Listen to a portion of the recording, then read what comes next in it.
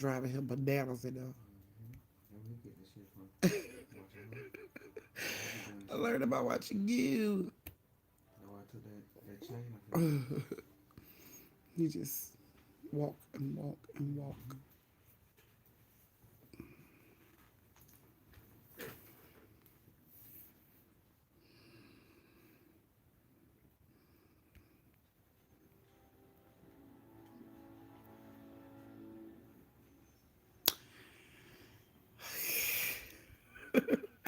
You fine, Kayla. Hey, everybody. Hey, y'all, my family. I hope everybody doing good tonight. Oh, I know you been MIA. Like, hello. Yes, you guys have made it one time, people. So proud of y'all. See, see, we ain't late for everything. We ain't late all the time. So proud of y'all. Don't forget when you come in, hit the thumbs on the top of the live, like the live. Y'all know how I am. Close my door. Don't leave my door open. Yes. So I hope everybody has had a awesome day today. I hope everybody was, good and didn't have to slap the sleeves off somebody's ass. Cause we ain't got but that one good last nerve. So yes. Ooh, look at them badges. Ooh, y'all are turning colors. Gonna be a part of the Rainbow Coalition around here with all these badges in different colors. Yes. Yes, you guys. So, good news. We have us a baby LLF family member. His name is Aniko. He was 6 pounds, guys. And Twin held him until I got done with story time.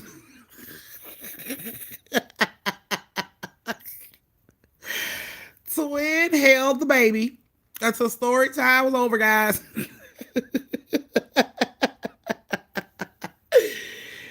Yes. And then our little bundle of joy came into the world. Oh my goodness, you guys. He is so handsome. Oh my goodness. He's gonna be a heartbreaker. Y'all know we're gonna have to slap the sleeves off a couple females about this one. Please believe. When him and his brother grow up, we're gonna have to slap the sleeves off somebody. We're gonna have to get all these girls we got in the family and send them over there to handle business. So yeah, he is very handsome. And I don't know why your notification didn't go off, Cassandra. I'm sorry. No, this is what I'm searching and showing you. Okay, but what else? Gotta calm down. Okay, turn it off because I can't do it in my video. They'll copyright me. So yeah, I don't get no trouble. Yes, yes, yes. So y'all congratulate y'all cousin for a healthy baby. And she is good, you guys. She's in here. So throw her all the little celebrations emojis y'all can throw. Cause we got a healthy nephew, cousin, baby brother, whatever you want to call him. We got us a healthy new baby a family member.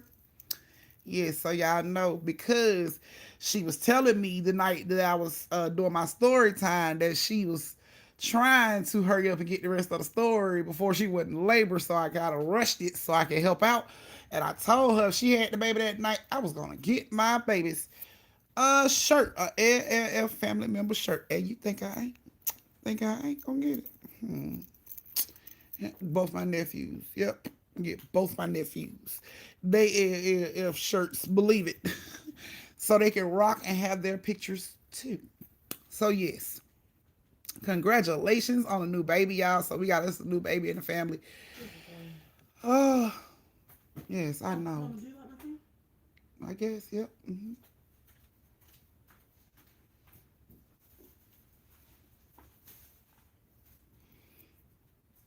I can't. She can't. I'm telling you, she held on and she did it natural, you guys. Y'all got to give it a fist for that one, cause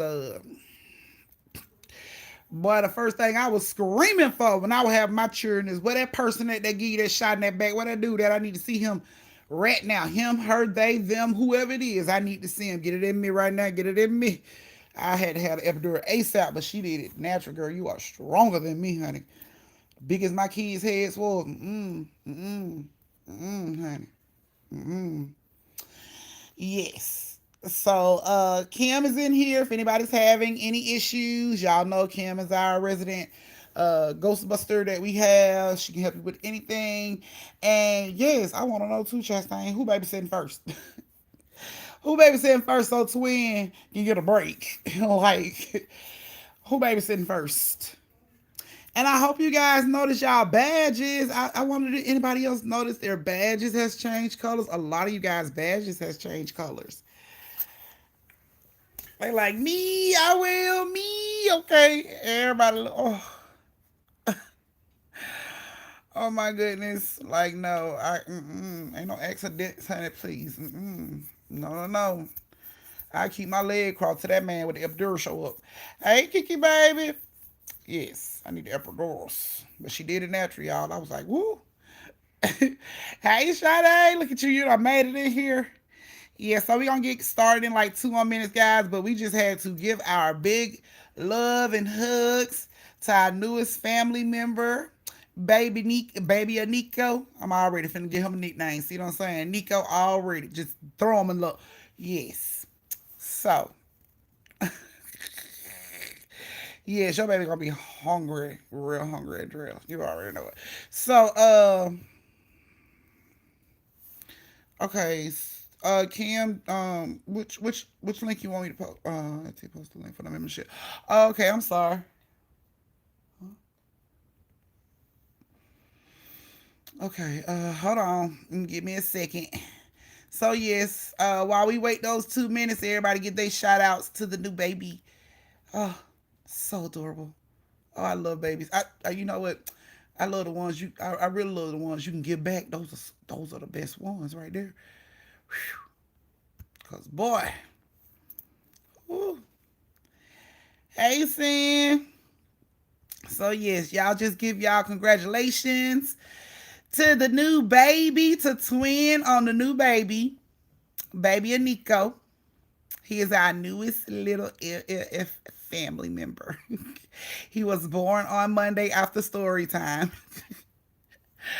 Y'all, his mama held him to after story time. Y'all, that that is dedication. Can't nobody say that is dedication right now, twin.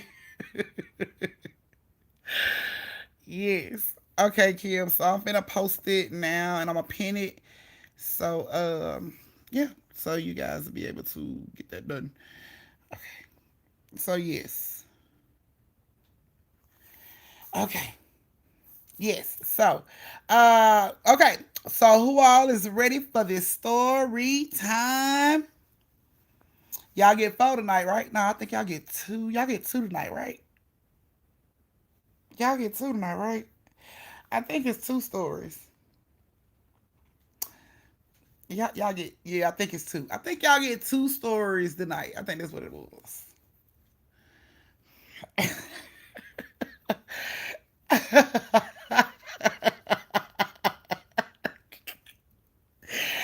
Y'all know I tried to slide that in real quick. Y'all talking about devil is a lie. Oh my goodness. Oh my goodness. Not why you try to play.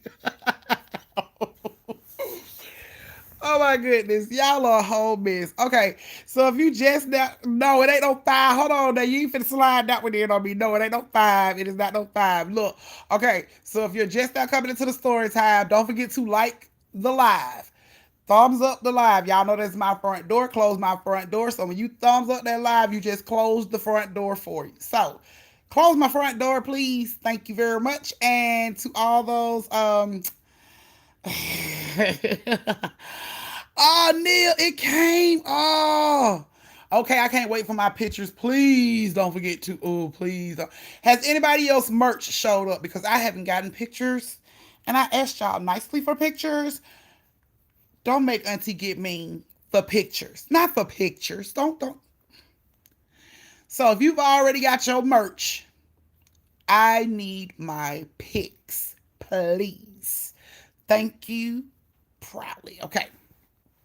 Okay, you waiting on yours. I understand some of y'all are still waiting. That's cool. I'm talking about people like Neil that's already got his. Talking about I gotta wait this weekend to get my pics. I don't know what Neil trying to do. I don't know if Neil trying to do some push-ups so he'll look extra buffed in his picture. I don't know. All I know is I ain't got my damn picture yet. And I'm waiting on my picture. So so when you get yours, I would like for you to please go over to Instagram, post your picture on Instagram, tag me in it. My Instagram name is on the front of the my page. Tag me in it and hashtag LLF family. That we're starting that hashtag.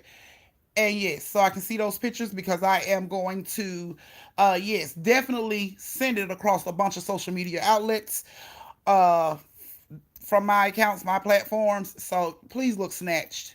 And tell my man, please look like a whole snack. I'm talking about, I'm talking about a whole snack. Neil, I hope that's what you're running for this weekend. A whole snack. Cause I ain't got my pictures yet. And that's the only thing I'm gonna wait for. So if you're gonna say, yeah, auntie, I'm trying to get a little buffed, you know what I'm saying? So I can look like a whole pizza and some drink, yeah, I understand. But if you just sit your ass over there waiting on a bright sunny day for you to catch the sun at just the angle you want it, me and you gonna fight. Me and you gonna fight. Cause I should have had my picture by now. So I want pictures. I want it. Hey, Miss Walker.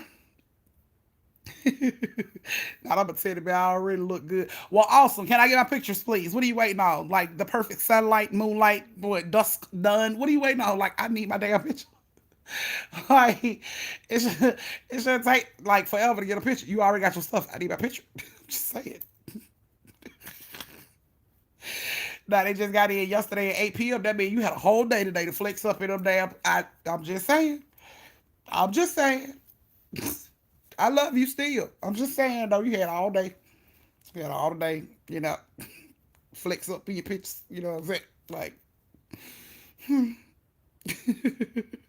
that's what's up, Brittany. Yes, thank you so much. Yes, y'all go ahead and order that merch. I want my pictures. Please look snatched. Tell my man, please don't take forever to get dressed like Neil. Neil is like a whole chick in the bathroom right now. It is gonna take him 3 more days for him to be completely ready and I can get my damn picture. So please don't hog the bathroom forever like Neil is doing to all my brothers and men that's on this thing. Please just yeah, can I just please get my damn picture? So I'm just saying. I'm just saying. So yeah. Here we go, you guys. Hey Deborah. Oh my goodness. Hey, look, y'all come on in here. Don't forget to thumbs up the live. Don't forget, close my door. I don't like flies. I don't like bugs. I don't like, trolls, none of that stuff. So boop, close the door. Hit that thumbs up, close the door. Thank you. Okay, so we finna go ahead and get these 2 stories for the night on out the way. And then everybody can do what they got to do. Okay. Yes, soulful. You did catch a lie. Fresh off work. That's what I'm talking about, girl. Kick back, put your feet up, take your shoes off. My reason said that's a big four. I can't with y'all, man. I love y'all so much. Y'all a whole trip. Thank you, Sade. Look at you, girl. That's what I'm talking about. Y'all see, I keep trying to ride this shit. If y'all, I'm telling you, you better pay attention to the stories tonight. Because if you don't pay attention to the stories tonight, please believe I'm sliding right on in. I'm like, yep, y'all, this y'all last story for the night. Okay, guys. Because I'm like, ain't no damn 10 stories. No, no, no, no, no, no, no. This 4 for 4 Wednesday. Windy Wednesday. Y'all know 4 for 4. Okay, guys. So I was supposed to start like 6 minutes ago on these stories. Laughing at y'all is a whole mess. Okay. Yes, you probably did, LaPash. Yes, you did miss your story because I've already told your story. So yeah, it's in the archives. It's on the bookshelf in the house. All you gotta do is go in the house, check the bookshelf, go through all them, zoom through them, listen for your name. It's in there. Okay.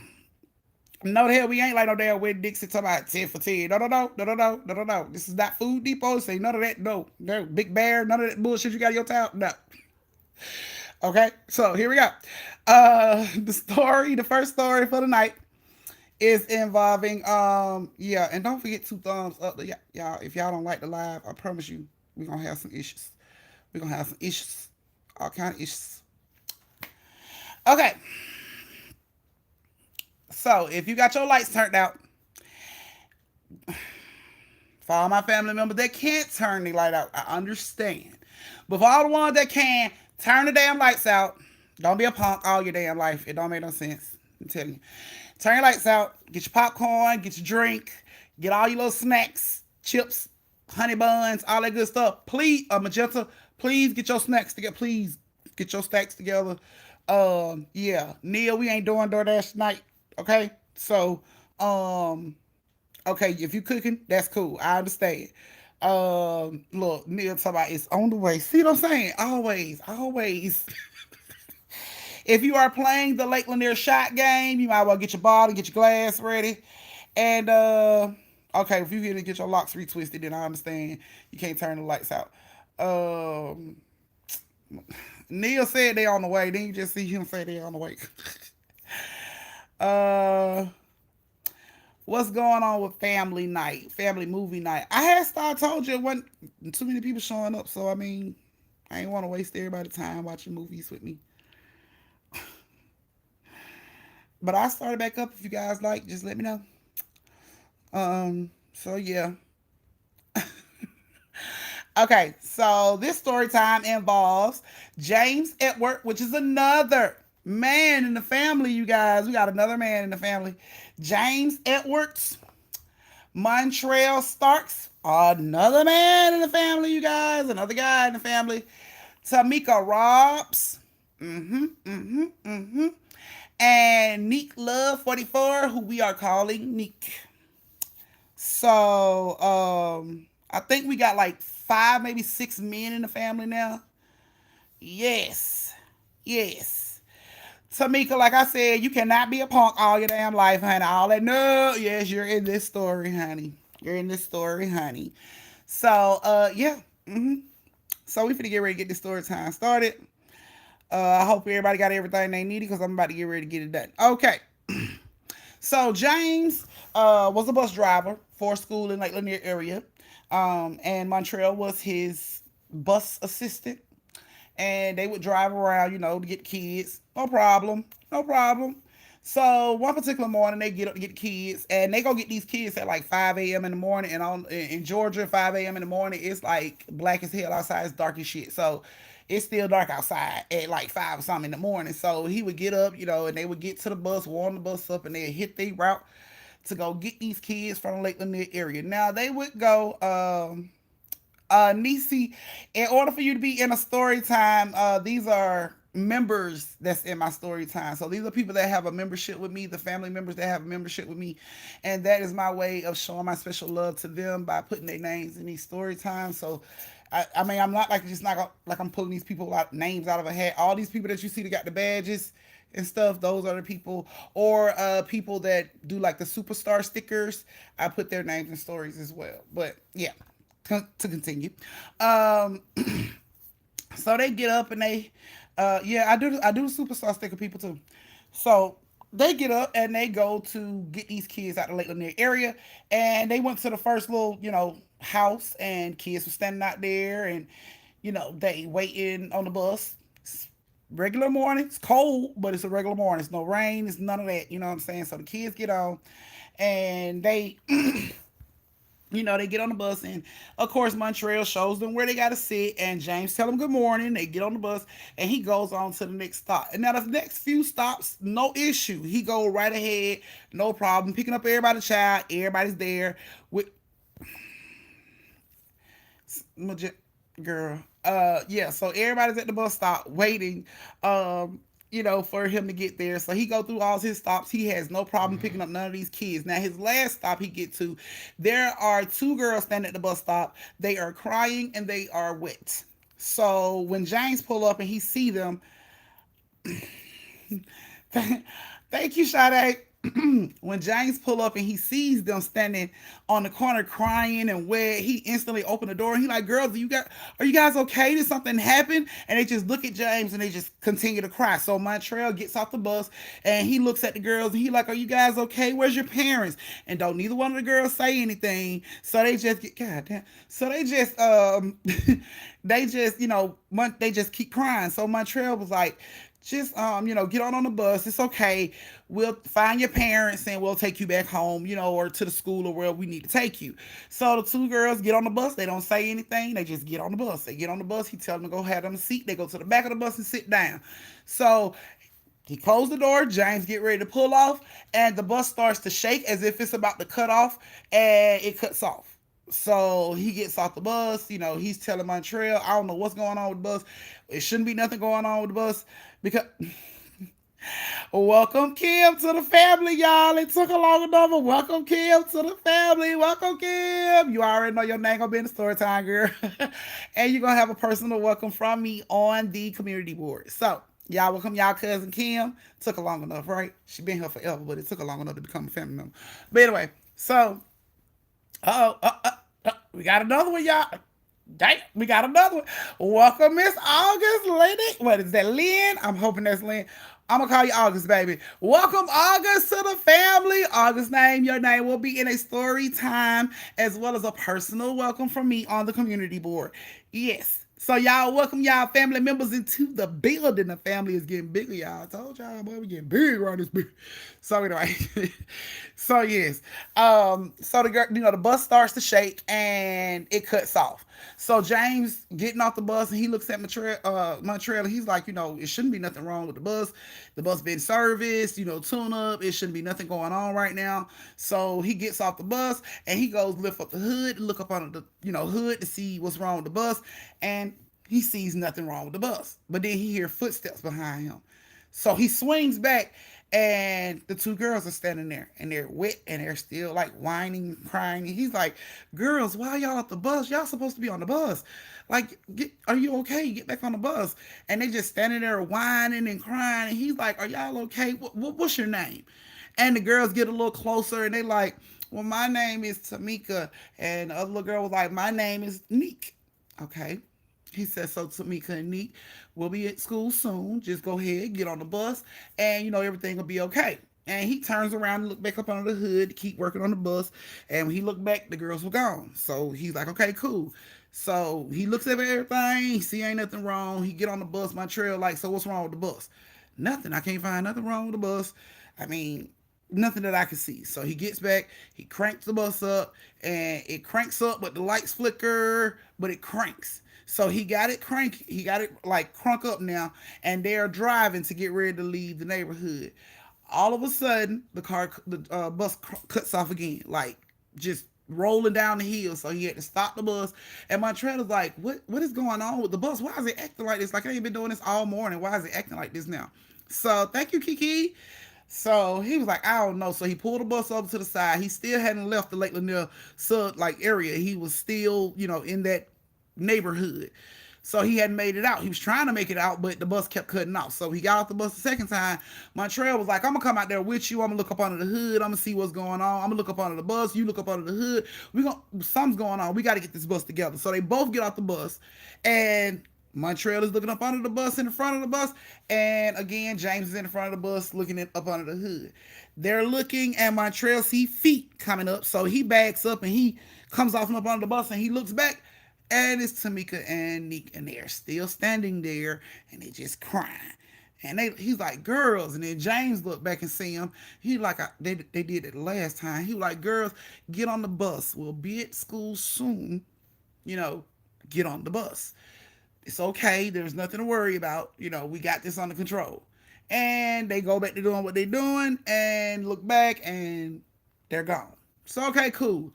So he don't see nothing up under the bus. Don't see nothing wrong with up under the bus. Don't see nothing wrong in the hood. Okay, cool. They get back on the bus, crank the bus up, and the bus cranks up. And he's leaving the Lake Lanier neighborhood, and they get to the school, but the whole time they was riding, the bus felt like it wanted to cut off again, so he just gunned it to the school. He didn't even pick up no more kids on his route. He just tried to get to the school. So he got to the school, and when he pulled up, the administrator came to the door, and she was saying, good morning, kids, when the kids was getting off the bus. So James told her, look, I got two girls on the bus. They were wet when I seen them this morning. They was crying when I picked them up and everything. Y'all gonna have to reach out to the family because I don't know what's going on. They wouldn't really talk, and the bus driver, the administrator was like, what girls? And he was like, two girls, Tamika and Montreal said, oh my goodness, I just had a brain fart. Like my mind just went completely blank. It did, y'all. But oh yeah, Tamika and Neek. Montreal said Neek. So as he's saying Neek, he getting off the bus to talk to the administrator. He like, yeah, because this morning we picked them up. We got to the bus stop. They was wet and they was crying. They wouldn't really talk. So we just told them to get on the bus. So all the kids are getting off the bus. Good morning. Good morning. Good morning. Good morning. And she's like, where's the girls? And he's like, well, maybe they'll probably be the last ones to come off. So they standing out there waiting, and of course James, he's standing up, looking at the back of the bus, looking at the kids come off their seats and stuff.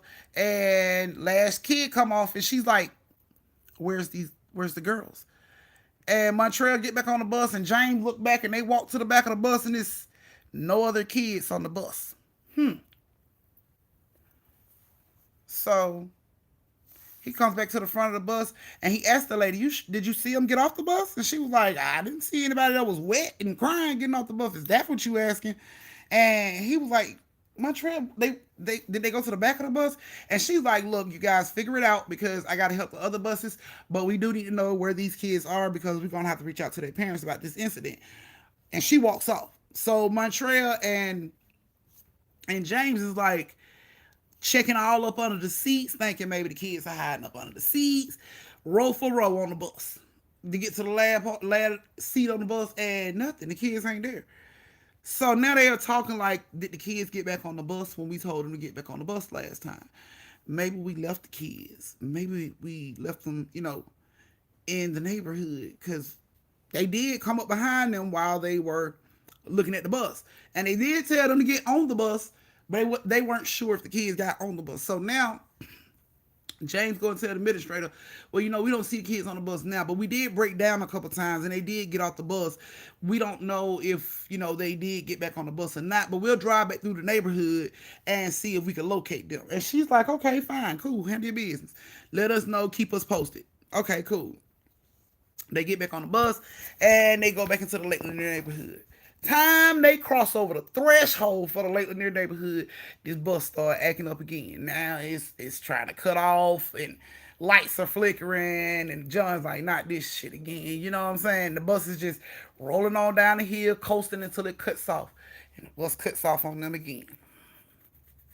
They get out of the bus to try to figure out what's going on. They go to the front of the bus again, do all the stuff they did the last two times they broke down. And right when they were looking up out of the bus, they hear footsteps behind them. They look back, and there's Sneaker and Unique. Well, Neek. And they're like, girls, we've been looking for y'all. Like, where have y'all been? Like, why didn't y'all get back on the bus like we told y'all? And they just crying and wet. Still wouldn't say nothing. Okay. So they put the girls on the bus. And, they tell the girls to get on the bus. Girls get on the bus. They see these girls get on the bus. They get up there, drive back up to the school, let the administrator know, hey, they get off hey, we got the girls on the bus right now. Come holler at the girls. You know what I'm saying? So the administrator get on the bus to go to the back of the bus, and there's nobody on the fucking bus. And they're like, we know we put these girls on the bus. These girls are on the bus. We know we put them on the bus this time. And she's like, so what are you saying? They ghost? They just disappear? And it's like Montreal and James looked at each other. And they looked back at her and they were like, we put the kids on the bus. So where are the kids then? Maybe they're hiding up under the seat. Looking up on the seat, don't see anything. The administrator goes to the back of the bus and she screams. They look up and she is gunning it down the aisle of the bus, like run right past them, knocked them into seats, didn't give a damn, stepped on toes, she didn't care, ran straight off the damn bus and didn't stop until she got inside the building. So they like, what the hell is going on? They go to the back to see what they see in the back. They didn't see anything in the back. So they get off the bus to go to the office and they ask, like, what's going on? What happened to Miss such and such? We'll be right with you. So they waiting. And eventually they come out there and tell them, the lady went to the back of the bus to see if she seen the kids. And when she looked over the back seat, she seen two dead bodies cut from the throat, like crunched over in the back seat. And she feel like you guys did it. So instantly they finna catch charges, like right now. Like we ain't even gonna waste no time. We already y'all finna catch charges right now because she saw them two dead bodies on y'all bus that or them little girl. Like, ain't no damn. What are you talking about, lady? So everybody in the school go out there. Well, all the administrators go out there, and everybody check the bus, and there's nothing on the bus. This lady is looking crazy. She's just like, I saw it. I know I saw it. I saw it. Like, crying. She like the babies. They just crying. She was upset. Like she saw it. She saw the face. You know what I'm saying? Of these kids, and it just broke her heart. She was crying so bad. And they came out there, and it was like, there's no blood on the bus. There's nothing on the bus, and took the lady back into the building. And Montreal and them, got a chance to leave, and they were just like, "What? What do you think she saw? What do you think she saw?" I don't know. I don't know. So they're taking their bus back to the, bus depot, wherever they drop the buses off when they're done. And they get back to the bus depot and they get off their bus and they check everything like they're supposed to, lock the doors. And they get to the office to check the bus back in, let them know they brought their bus and everything.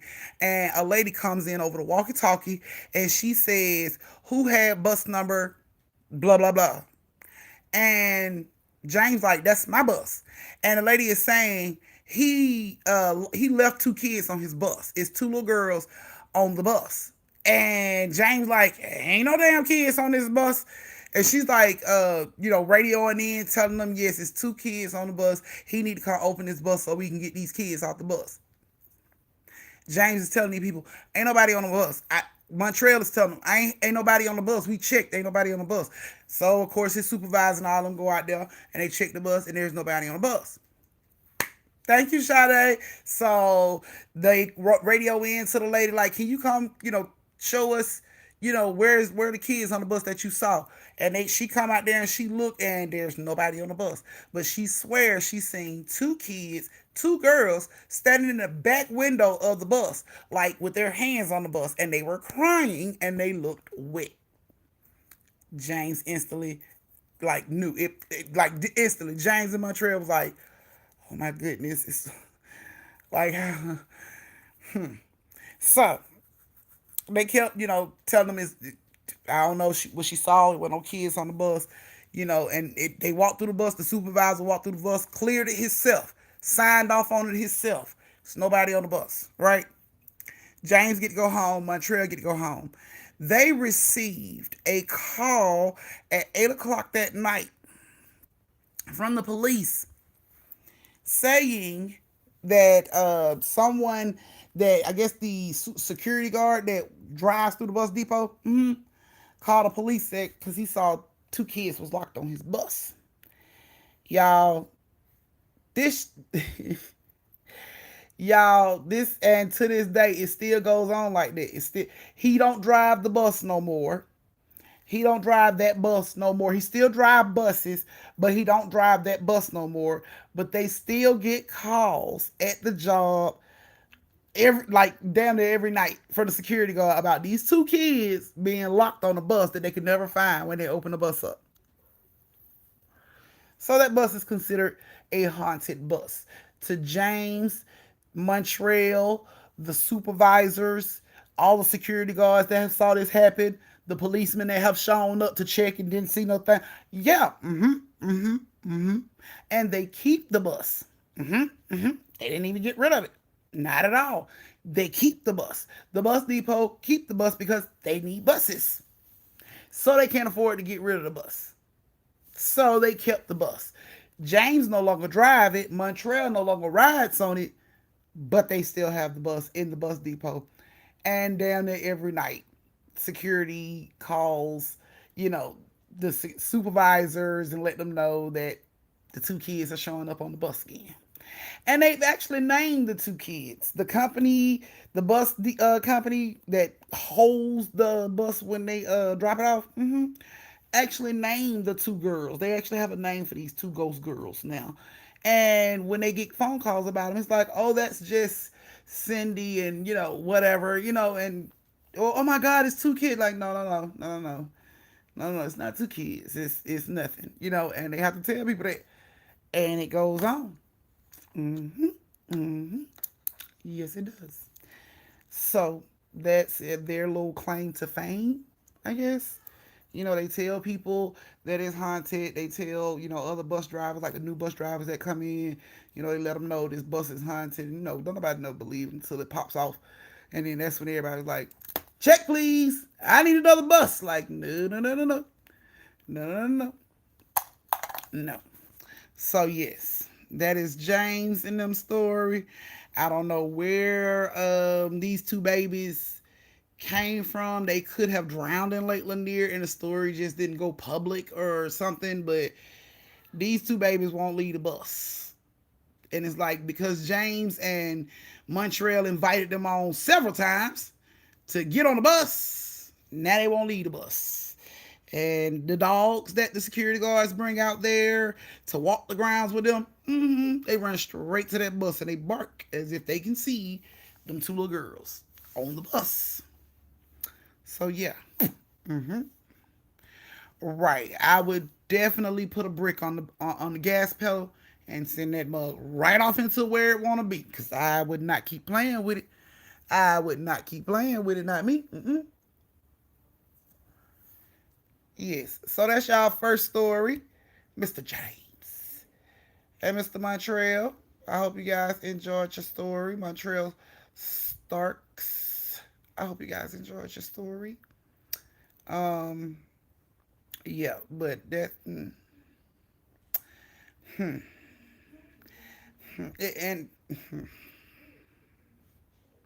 and the bus still gets used, guys. Just James no don't drive it, but it still gets used.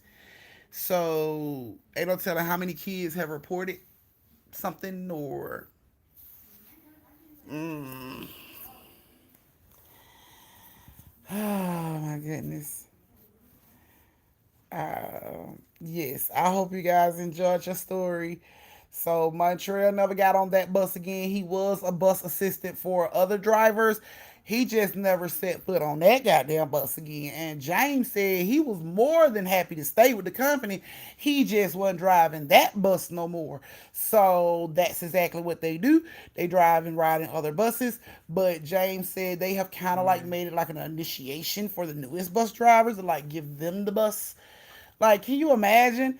You go up here to work, they give you the 100 bus, you have a whole accident when these. What the hell is that? Here, can I put this thing? No, girl, get the hell on. No, no, I'm not trying to die on the ground. You know I'm on my thing.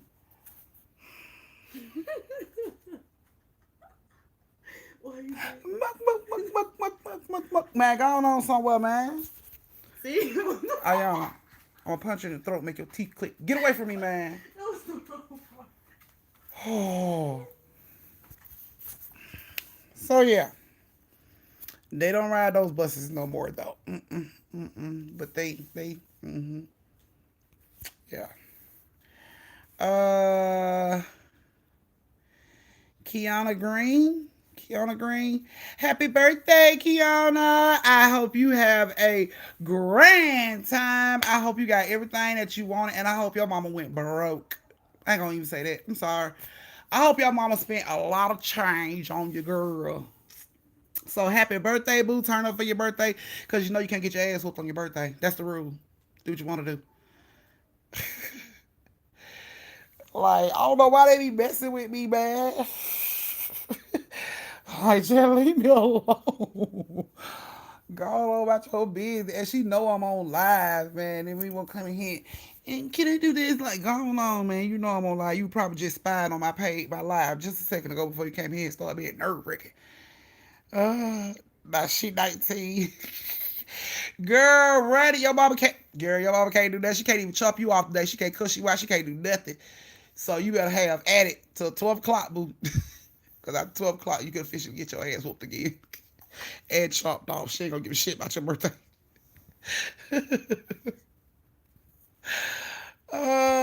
You missed the one, Kendra. Look, you better hit that girl. It's her damn birthday. You better not ruin that girl fun and beat her, chop her off, cuss her out. Don't do that. Save it. Save it for tomorrow. Oh my goodness. Oh, somebody, man. Girl, I wish I could send my daughter over there. She's so nerve wracking. She gonna come in here and bother me again in a few minutes. Not y'all beat her up. Y'all still do birthday licks? Who still do birthday licks? That's just a reason to beat my ass for free and I can't fight back. That ain't fair. Who still do birthday licks? No. Ain't fair. The hell? I thought that shit went out with the jerk. What the no, we don't do birthday licks. What? Oh my goodness. Oh my goodness. Girl, it ain't even your birthday. It's beat your baby day. Like, god damn. Beat your baby day because she get hit all throughout the day with random hits. She don't even know coming. Real quick. Just piece her ass up. Time she come through the kitchen for some water. Pat! Like, god damn. Can I get a warning? Like, or something. Please. Shit. Don't just punch me in my face when I come around the corner. Oh my goodness, y'all. Look, a whole meal. You better not hit that girl. You better not hit my niece. Leave my niece alone. She is her birthday. Leave her alone. Let her celebrate. And I hope y'all got all y'all licks because y'all ain't allowed to hit her no more. Okay, slapping the sleeves off that baby for no reason. There ain't no reason to beat on the child about her birthday lick. That's just a cover up. Black people came up with that shit to beat our ass. Do y'all not realize that? Our parents did that so they could beat us without us running from it. Understand? Like, they birthday legs. Pow, pow, pow, pow. Like, man. And then you be laughing with your silly ass, with your simple, gullible ass. Birthday legs. No, they are beating your ass legally for free and you're allowed it. They are birthday licks. One of birthday licks. Give me some birthday bills. Shit, give me a birthday 20, birthday 10, or something like that. Can we change this birthday lick shit? That is not fair. Beat the hell out of me for free. And I'm just, my dumb ass just sitting there like, you got like 3 more left. What the hell? No. No. No, we're not doing that. We're not doing that. That was mine. You can have it. Thank you. Oh, we're not doing that, man. Simple ass. You got 2 more hits and then you can't hit me no more. I already beat the sleeves off your ass all day long. Whole body hurting. You talking about you got 2 more hits. No, the hell they don't. Told my mama that when I was little. Shit, when I turned 18, she took my birthday licks. I'm going to call the police on your ass. Don't you hit me. At this point, I can call the police on you. You better not hit me. Try some damn birthday licks. No. We don't want no birthday licks. I ain't asked for that. You can't give me that. I ain't asked for that.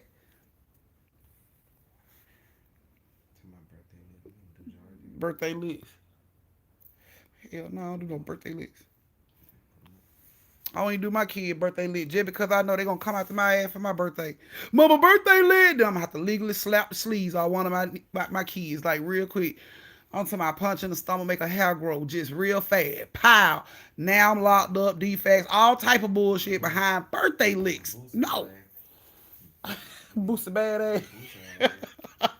All this behind some birthday licks. The baby video. And standing up in front of a judge. Judge, like, what happened? Well, it was my daughter's birthday, and I decided to give her birthday licks, Your Honor. Damn. How you end up in jail? Birthday licks. Birthday licks. That's how I ended up in jail, Your Honor. Birthday licks. Mm-hmm. Judge ain't gonna believe that shit. Child abuse, lock her ass up. Talk some damn birthday licks. Lock her ass up. Like, no. For real, man. Y'all don't understand. My mama was the queen of them boy. My mama used to say all kind of crazy shit. Girl, you get your ass out here. I'll chop you in the throat, make your foot hurt. Like, what? Oh, my God, let me get away from her fast. She is not playing. Oh, oh my goodness. So, yes, you guys. Oh, yeah, I watched Sleepaway Camp. I watched Sleepaway Camp way before I should have watched Sleepaway Camp. I ain't watched that shit again ever in life. I seen that. You know, when I just talking about it the other day. Man, I seen that shit one time when I was like 8 years old, and my mama had it. And because my mama was a scary movie fanatic, so she kept scary movie tapes, and she always told me I couldn't watch it. She like, you can't watch that movie. And like scary movies. Like what? I can't. Waited for her to be gone to work one day.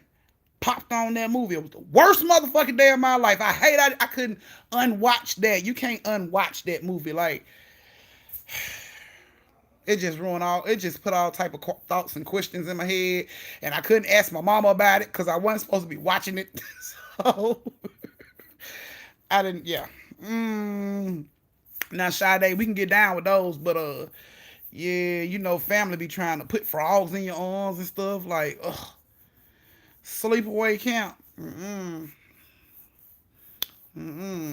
That one had me throw. Right. Oh my goodness. Oh, you ain't me. Don't watch it. Don't watch it. Don't edit. You know, don't watch it. You fine. You all right. It's good that you ain't seen it. You okay?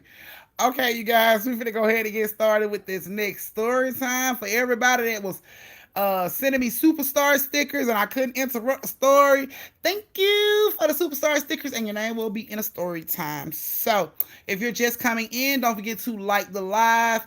That is like my front door. Please close my front door by liking the live. And for all of you that are playing the late Lanier shot game, you might want to refill because we're finna start our next one. Hey Shay baby. uh Darkness Fall. When Darkness Fall is good. It's a good one though. Uh I think you can find Sleepaway Camp on Prime and Shutter. I'm gonna tell you right now, the apps you might want to have for the whole month that show nothing but scary movie. You want the AMC channel. The AMC channel is gonna definitely rock out with all the fucking scary movie. I think I watched like 3 Halloweens back to back the other night. Shutter is nothing but horror movies, so you might want to hit Shutter up too. Yeah, so y'all want to keep those in mind when you want to watch something creepy. Yeah, because I think I'm supposed to be watching one tonight called Marianne on Netflix. It's a series. I really don't want to start it tonight because it's a series, but from what I've seen, like it's gonna be some creepy. So yeah. uh. Now I don't do scary movie, but Chucky got a new scary a new movie coming out. I don't like the new Chucky, man. I like old Chucky. I don't like the new Chucky. New Chucky look funny to me. Okay, Hated Candyman. I seen The Devil in Me. That one's okay. It's okay. Not okay. Lady turn people into dolls. It was a lady. I said if you talking about a man, then we talking about probably like the puppet master or something. She said it's a lady. Oh, Dead Silence. Okay. Yes, y'all. I have 3-story house.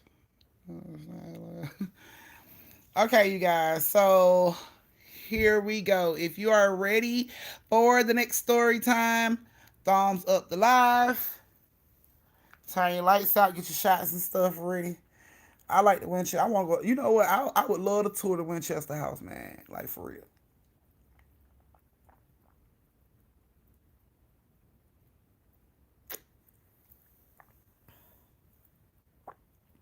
Man. Man, Tale from the Hood. It was good. I think I laughed so hard at one of them stories though. It was just the one thing that man said in the story. Like when them dogs was running around and he couldn't catch them dogs, man. And he hauled off and said, "You little nigglets, boy." You talking about laughed my heart out, boy.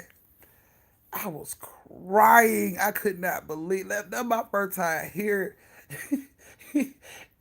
some shit like that, like small. Man, that shit had me in tears. But that was the first time I had ever heard of that. I was like, wow, he really just dug down into the traditional man to get that one. But like, damn, I never heard that before. Oh my goodness. Okay. Yeah, Lizzie Borden House. Yeah, that was a good one too. Yeah, they did. They tore his ass up for that. Oh yes. Boy, that was funny. Boy, it's the first time you hear it that make that shit hilarious, boy. It hit different the first time you hear it, boy. Had your soul laughing. Like he went all out for that one. Okay, you guys. Let's see. So everybody ready?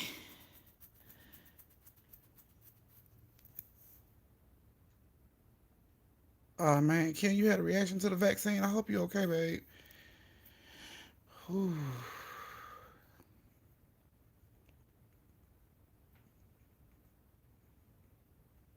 Right. I hope you feel better. Okay. So the next story time. The next story time is gonna have Miss. What? Where is it? Hold on, y'all. Give me a second. Miss Dominique Hunter. And you know what? Hold on. Let me go back. I take that back.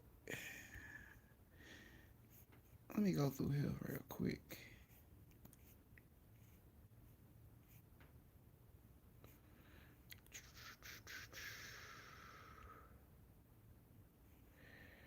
Yeah, the other time I said drink. That was a good one too. Okay. So here we go. Our next story time involves pick me some people because I can't see my superstar people. It's like so many comments. I can't even go all the way through them. Okay. Okay, so the next story gonna have Miss Kimberly Thompson, since she is now a member. Who are all my new members? Your name going in the story tonight because I pretty much went through all my members that my superstar sticker people.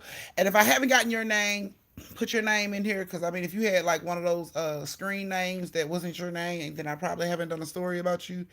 So yeah, you might want to put your name in here too. Kayla, I did a story about you. I think your story was like last week. Madison. Madison Sammy. I know, right? Okay, let's see. You just superstar sticker. Look at you, Magenta. I know you a girl. No, I didn't forget, Kayla. I know you did, Miss Your officer, because I've done y'all's. Well, I did a superstar. I said a superstar too. Okay. Let's see. Monica, I did you because one of our family members was like she got the same name as me when I did your story. Who was that? I think it was who was it? Somebody said that when I was doing your story. Okay. So it looked like I'm gonna do because I need like 3 people for this story. So let's see. I'm gonna do Barbara, Lakeisha, and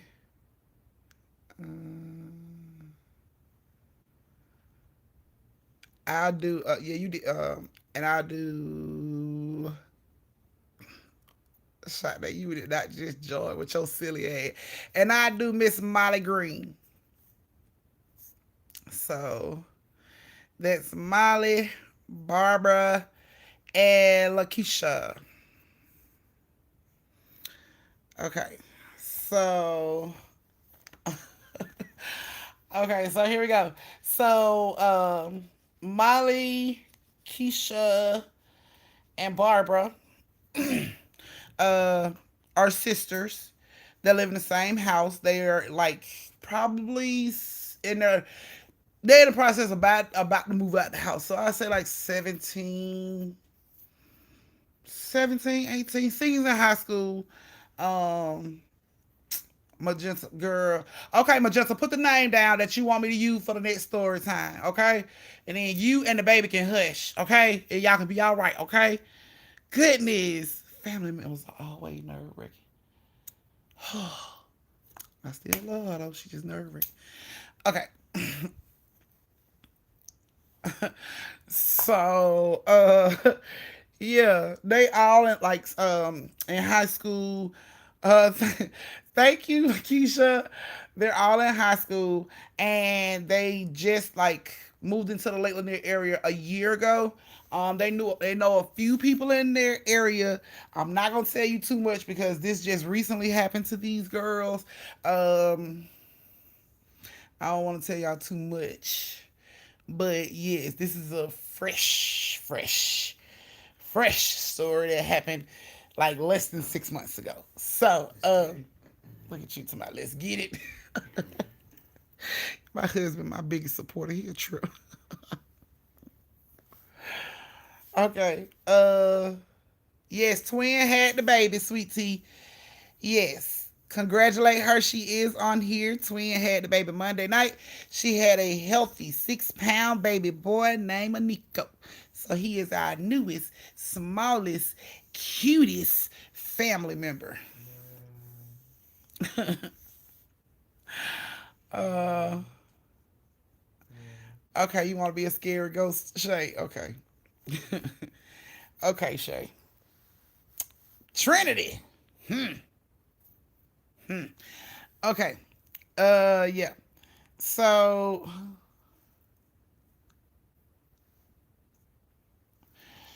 I came with you. Yeah, so they this is a recent story, so I'm not gonna be giving y'all too much information because I know y'all are like PI and like private investigators, and I know y'all will hunt down and get some information. So I'm trying to keep these people information, you know, anonymous. So don't listen too hard, okay? Uh, Neil said, "What's good?" Go dog. He said, "Go dogs." Y'all know. He said, "Go dogs." Yeah. So they had moved into the neighborhood like last year, like the top of the year last year, and they said when they moved in, everything. Nika said, "Tell Unc go dogs." Go dogs. So, yeah, they moved Number one into. in the nation. Go dogs. Take 'em live. Google that. I think.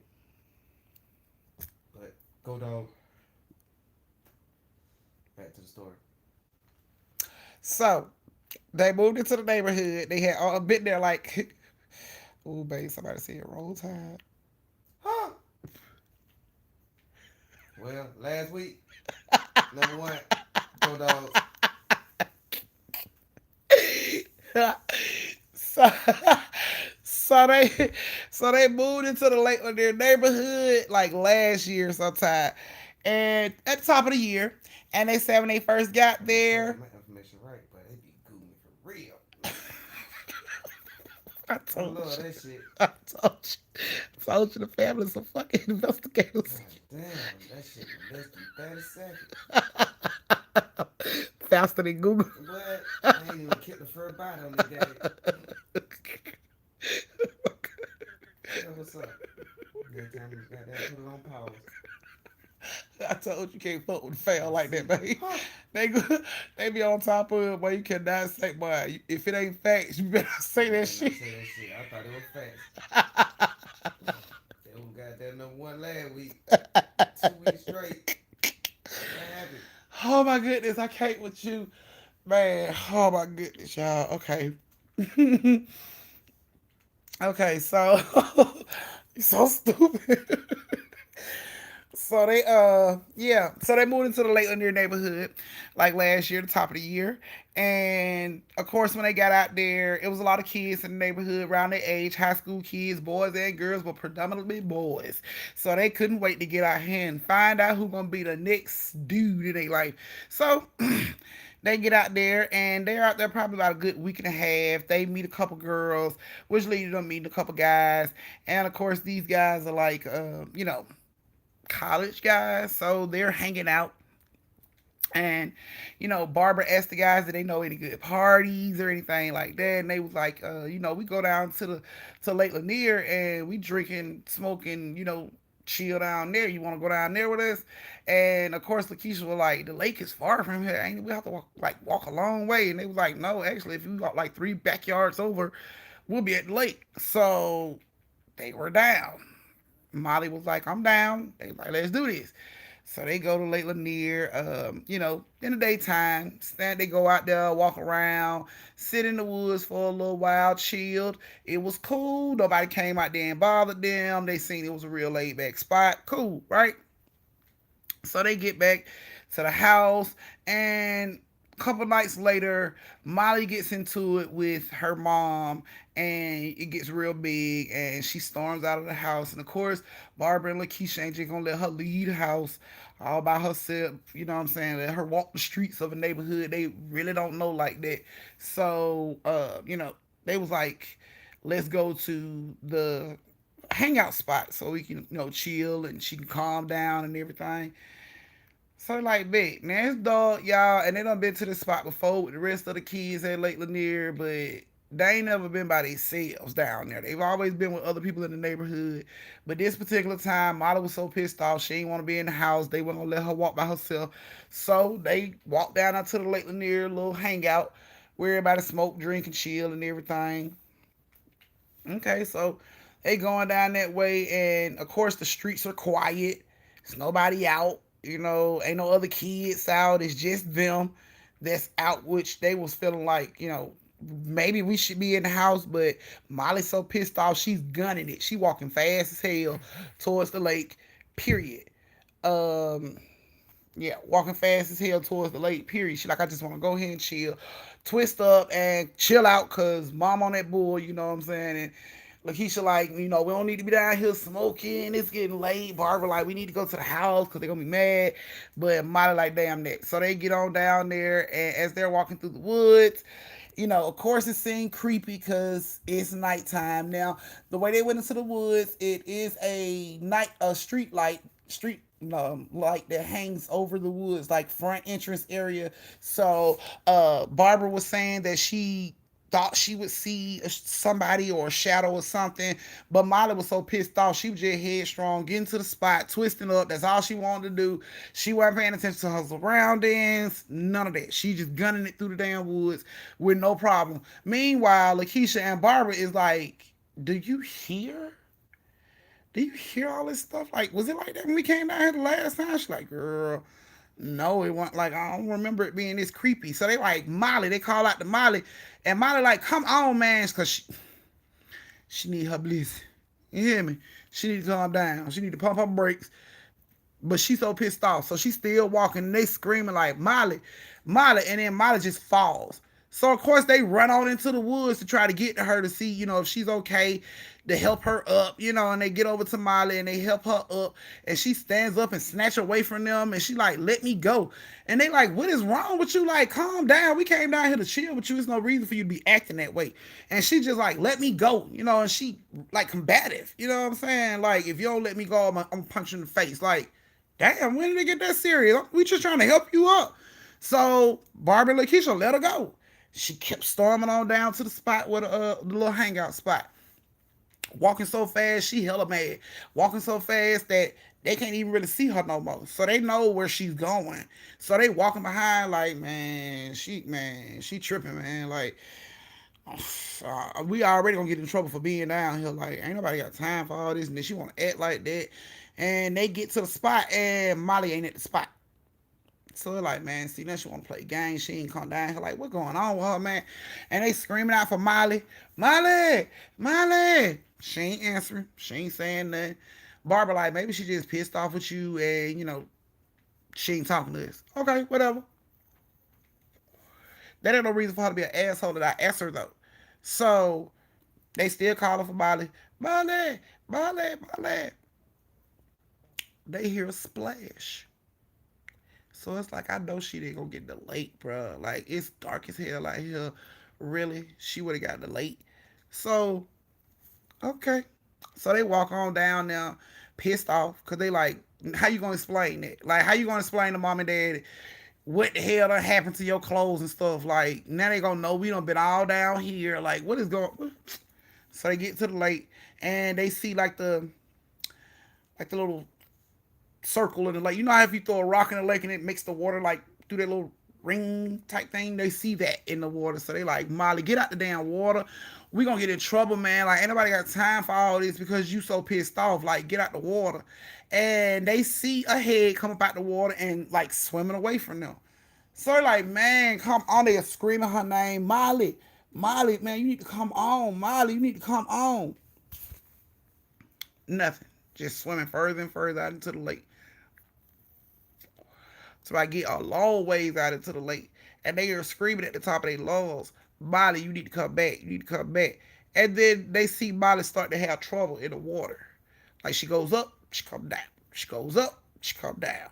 Like she's all over the place. She's splashing. She looks like she's in distress.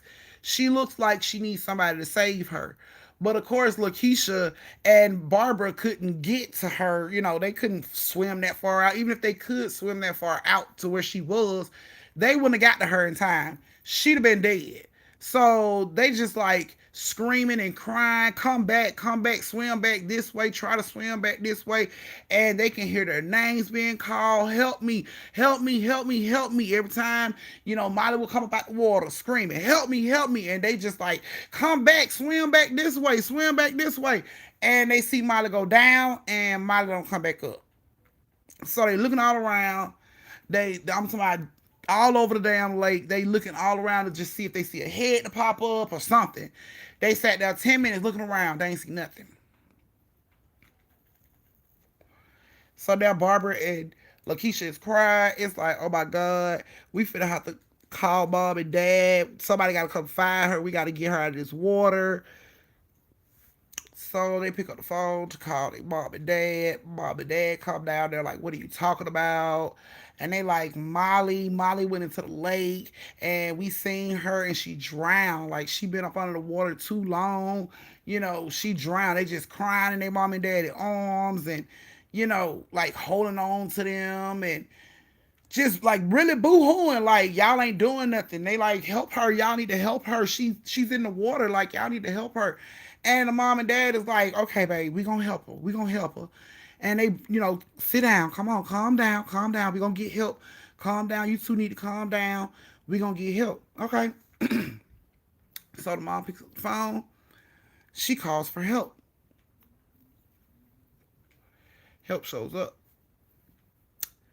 Help is help is an ambulance and social workers and police. So when Barbara and Keisha see all these people show up, they like, she went into the water over there. Please hurry up, get in the water. Y'all need to have divers out there, get our sister out the water, help her get out the water like right now. And the ambulance people grab them and they like, y'all come sit right here, let us check on y'all. They like, we weren't in the damn water, our sister is in the damn water, Molly is in the water, y'all need to go get help for her. And the mom and dad is sitting there like, calm down, it's okay, calm down. And they like, what the hell is going on? Why ain't nobody upset about this? Like, why ain't nobody trying to help her? Why ain't nobody trying to help our sister? Like, what is going on? So the mom and dad was like, you're going to the hospital. We're going to have you guys checked out and make sure ain't nothing wrong. Y'all didn't hurt yourself. And they like, no, now y'all got to keep in mind, these are 17, 18-year-old girls and their parents are like, y'all just calm down. We're going to take y'all to the hospital and get y'all checked out. Like they 12-year-old kids, like if something happened, they wouldn't be able to tell them something happened. Like, no, what is going on? So they're riding to the hospital. Nobody gets in the water for Molly at all. They are riding to the hospital. They get to the hospital, put the girls in separate rooms, knock them out, put them to sleep. Girls wake up, they're chained to the fucking beds. Both of them. Barbara and Lakeisha is screaming. They don't know what's going on. What are y'all doing? What is going on? Where's my parents? So they call the parents into the room. And the parents come into the room and they like, so what is going on? Why won't they let us go? Like, why are they holding our arms and stuff like this? And the mom and dad is like, so because the other night you guys tried to hurt yourself. What do you mean we tried to hurt ourselves? No, we didn't. We Molly, like y'all ain't even sad about Molly. Like y'all. And Molly walks into the room.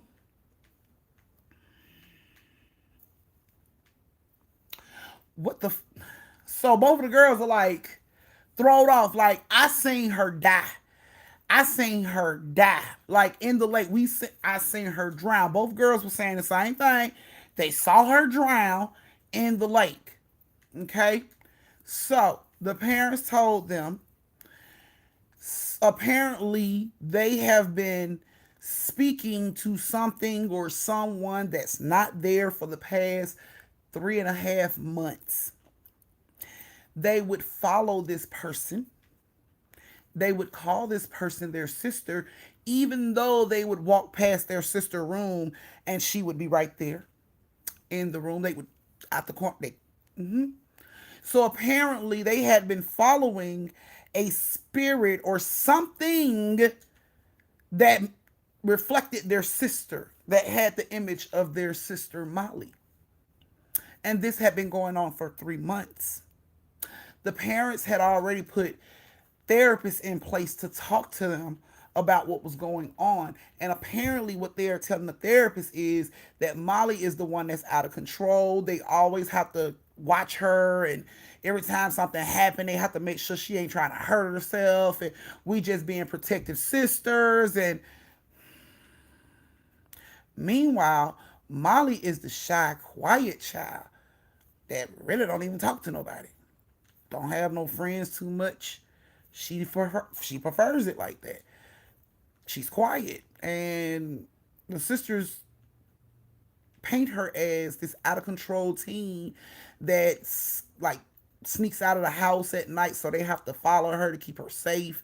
And these girls really said they saw their sister walk into, like, drown in this lake.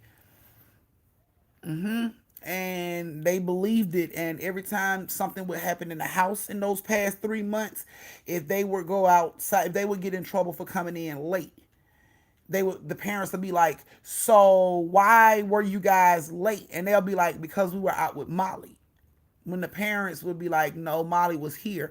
Arguments would ensue, all type of shit, like real serious fights would get involved. Like they would be like defending to the end of the breath. Molly was the one we were following. We were just trying to protect her. We doing y'all job. Y'all are the parents. Y'all should be protecting her. And we're out here in the streets trying to keep her safe because she want to run out and do all this. And the parents knew something wasn't right because Molly would be in the house and they would leave the house, like walk right out the house like they got Molly with them, run after Molly. They swore Molly got into an argument with their mom and dad and left the house, and that is why they went out the house. 3 months. Yeah, 3 months this was going on. They were saying Molly went out of the house. These are not babies, guys. These are not 1 year old, 2 year old. Molly did it. No. These are 17, 18-year-old girls who swear they see their sister leave the house and they go out the house to keep her safe. Like that night that Molly got into this argument with her mom and she stormed out of the house, we went out of the house to keep her safe. We was trying to watch her back because she was upset. That was going on for 3 months. Parents had tried the therapist. Therapist tried convincing them that it's not Molly. They would get upset, aggressive with the therapist, tell the therapist it is Molly, and don't nobody believe them. And now it done got to a point to where they are standing out in the middle of the night at the lake talking about they just seen Molly die when Molly is at home sitting with another social worker waiting on them to come back with the kids. So after that happened and they was in the hospital, then neither one of these girls believe it. Barbara didn't believe it. Keisha didn't believe it. Nobody believed it, right? Didn't neither one of them believe it, right? Okay.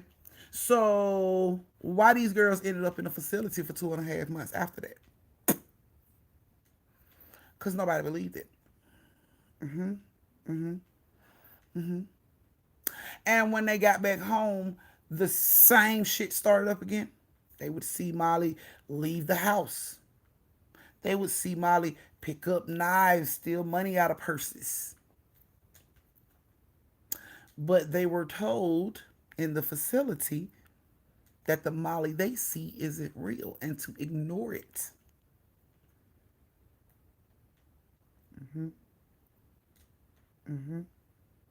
So can you imagine being 18 years old, grown enough to speak for yourself, and you're telling people this stuff is going on and nobody's believing you at all. And you're seeing Molly turn on the stove, trying to kill the family, and nobody believes this. You and your sister look crazy. So now when they see the Molly that they think they see that's doing all this stuff, they confirm with each other. They'll go in there and confirm with each other what they saw, and then they go look for their sister Molly.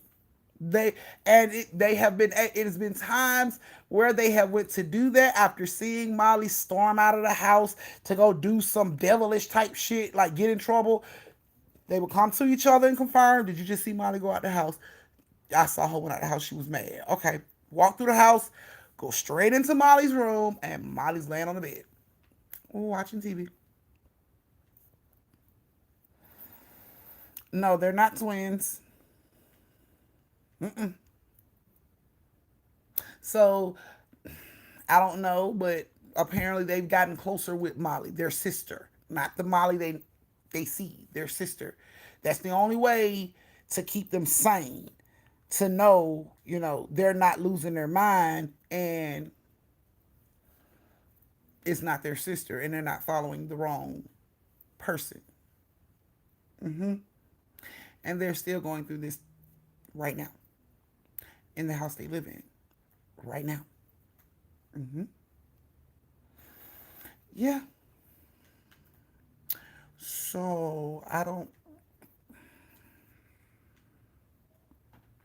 I'm gonna let you speculate.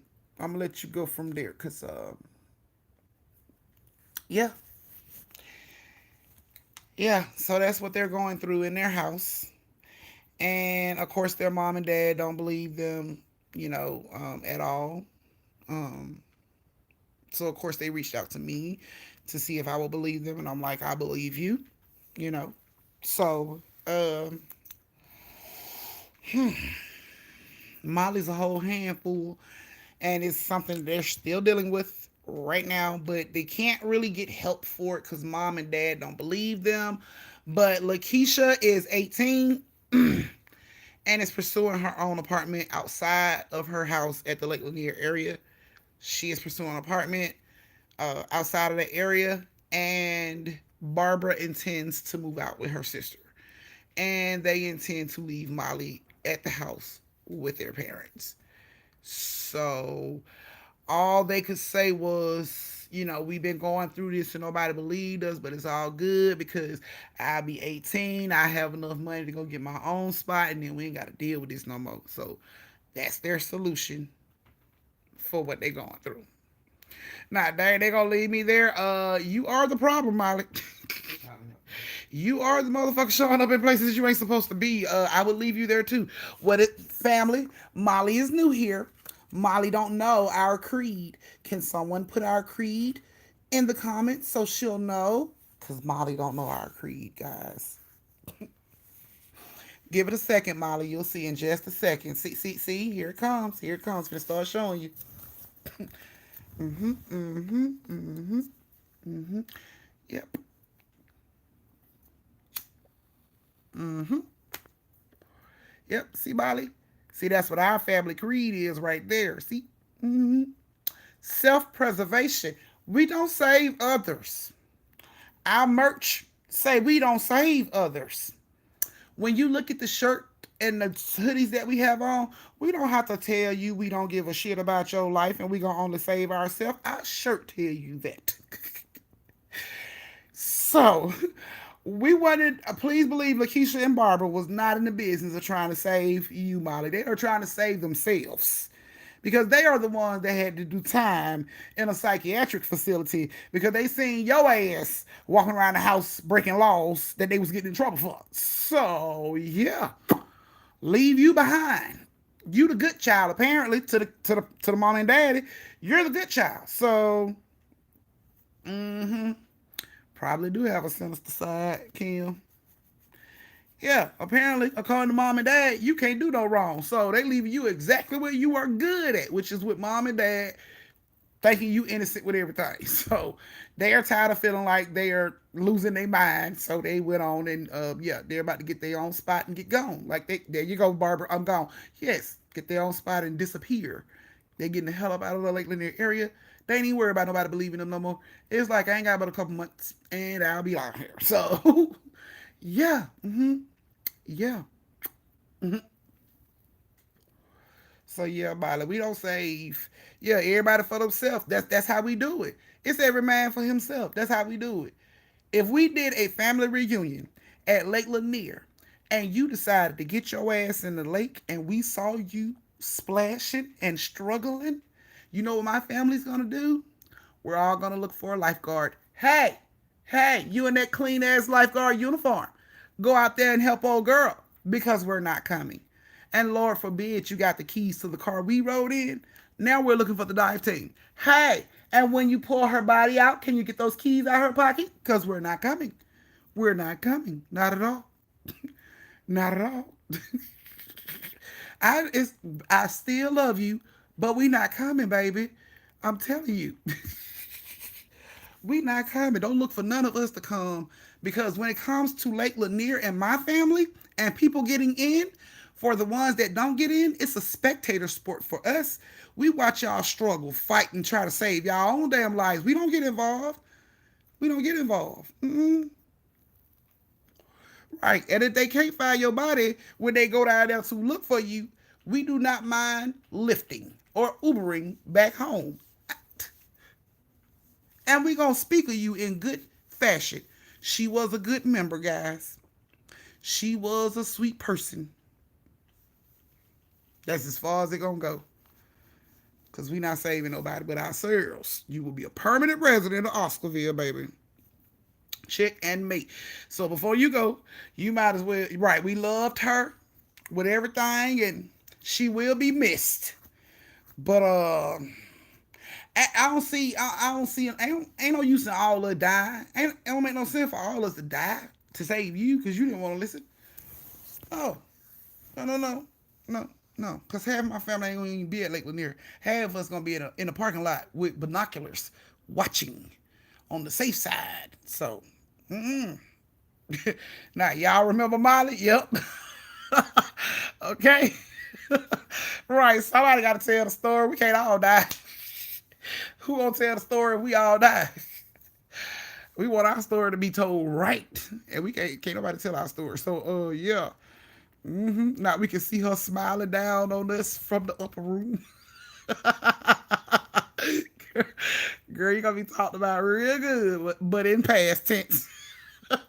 We're gonna be using a lot of was in our sentences talking about you. So yeah, you'll learn being around this family, you'll learn self-preservation. Right. I don't even want to stand in the parking lot. Like, I don't even want to be, like, the whole area is just, like, the whole area is like, I don't even want to be there. Like, can I watch you from 285? If I can see you from 285, I think that is enough distance, like 285 or something, 75. We should be able to stand on one of them, mediums and see if we can see you.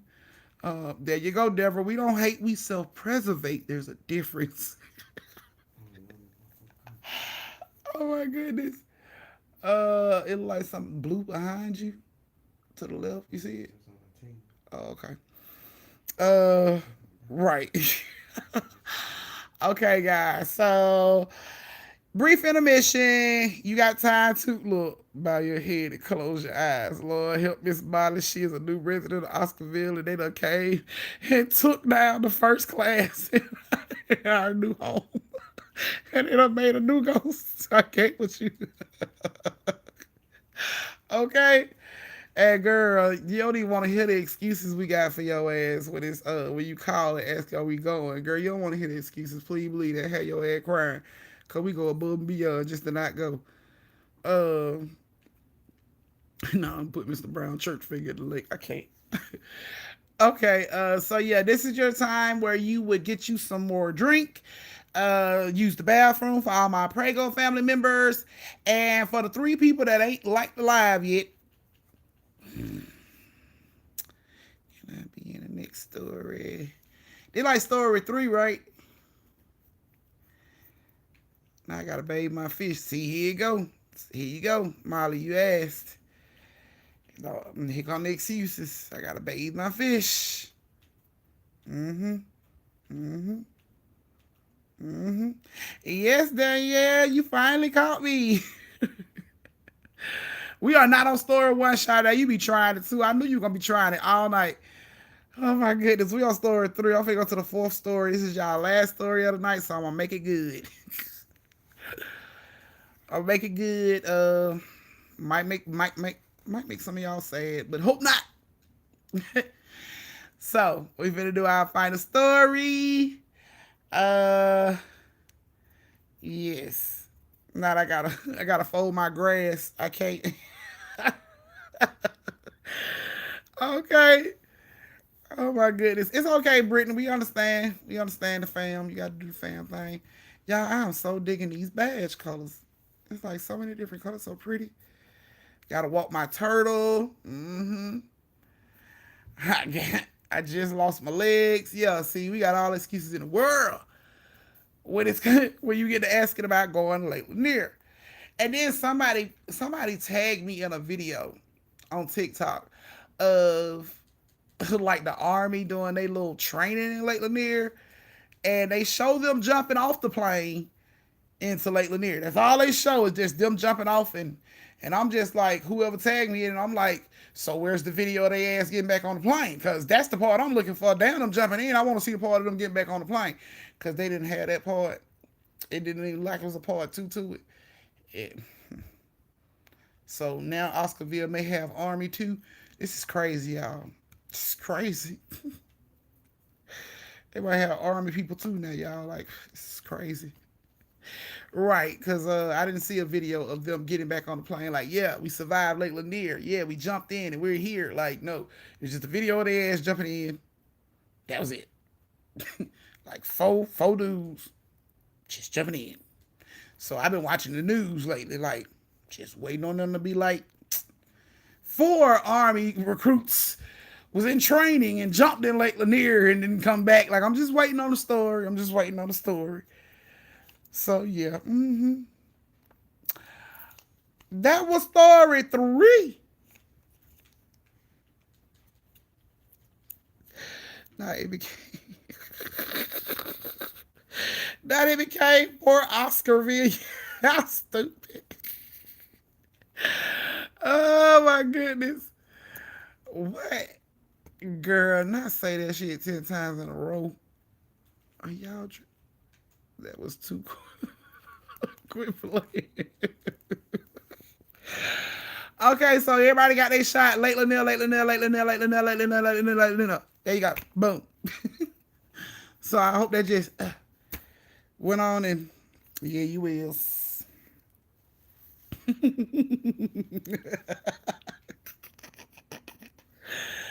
um, y'all sure? Cause I thought that was story 3.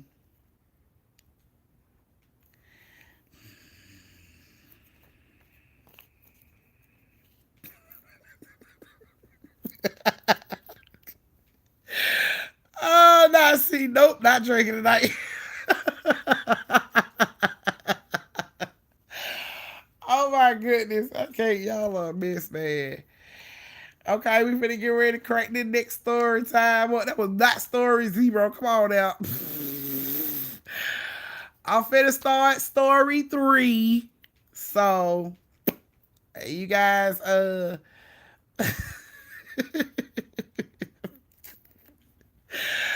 you thought I told y'all. I told y'all if y'all ain't paying no attention, boy. I think I ain't gonna cut out early on y'all ass first time y'all start agreeing. Yep, that was 3 out of 10. That's what I thought it was. Oh my goodness. Oh goodness, y'all. Okay, so it's like 9:31. I'm finna get ready to start the next story time. So if you got yourself in the dark and you ready for the next story time, don't forget to like the live if you haven't liked the live, and put thumbs up in the comments if you're ready for the next story time.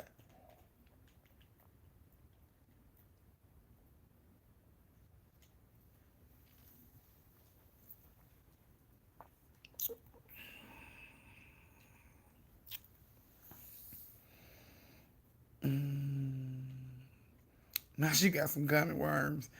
Finally, you got some snacks, girl. Now it's still daytime in Cali. Oh man. Oh, that means people still at work. Oh, I'm so glad it's nighttime here. Look. All right, guys. So, um, our next story time gonna have.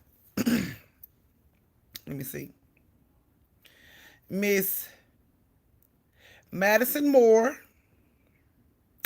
Miss uh,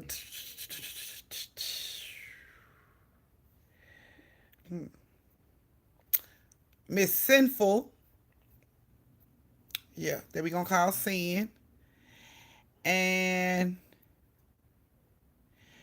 Keisha, aren't you? No, are you a member, Keisha? Cause I often say, where your badge at? Okay. I swore like I seen your name on something on my page. Thought you was a member though. Oh, dear Lakeisha. Okay.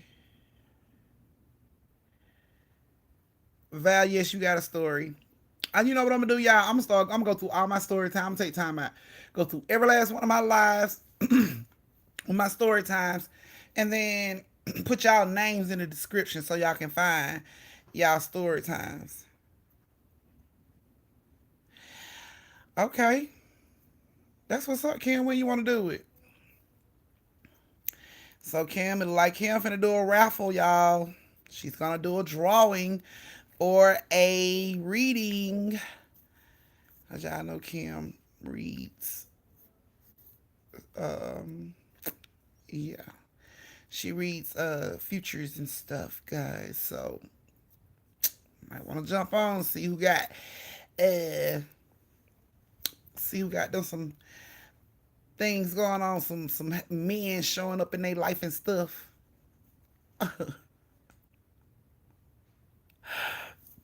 Okay, I seen it. Not with drool and everything, Jennifer.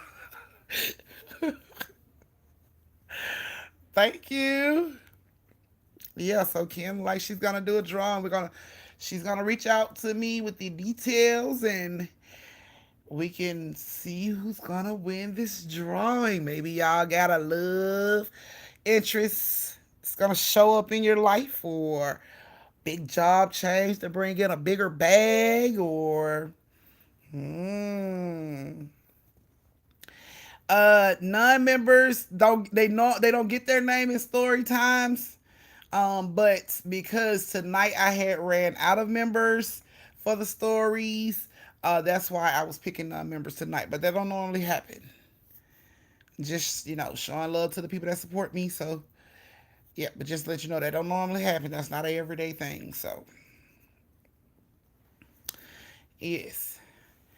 What are the rules? Okay, so when me and Kim gonna get together, and she's gonna let me know how she's gonna do it, and then I'm gonna put it on the community page, and if she does a video, then I'll find a way to I'm gonna put her video on the community page so you guys can get the details on how to get your reading. Whoever the lucky person is, wonder who the lucky person's gonna be. It's gonna be the lucky one. Okay, so you guys ready for the third story?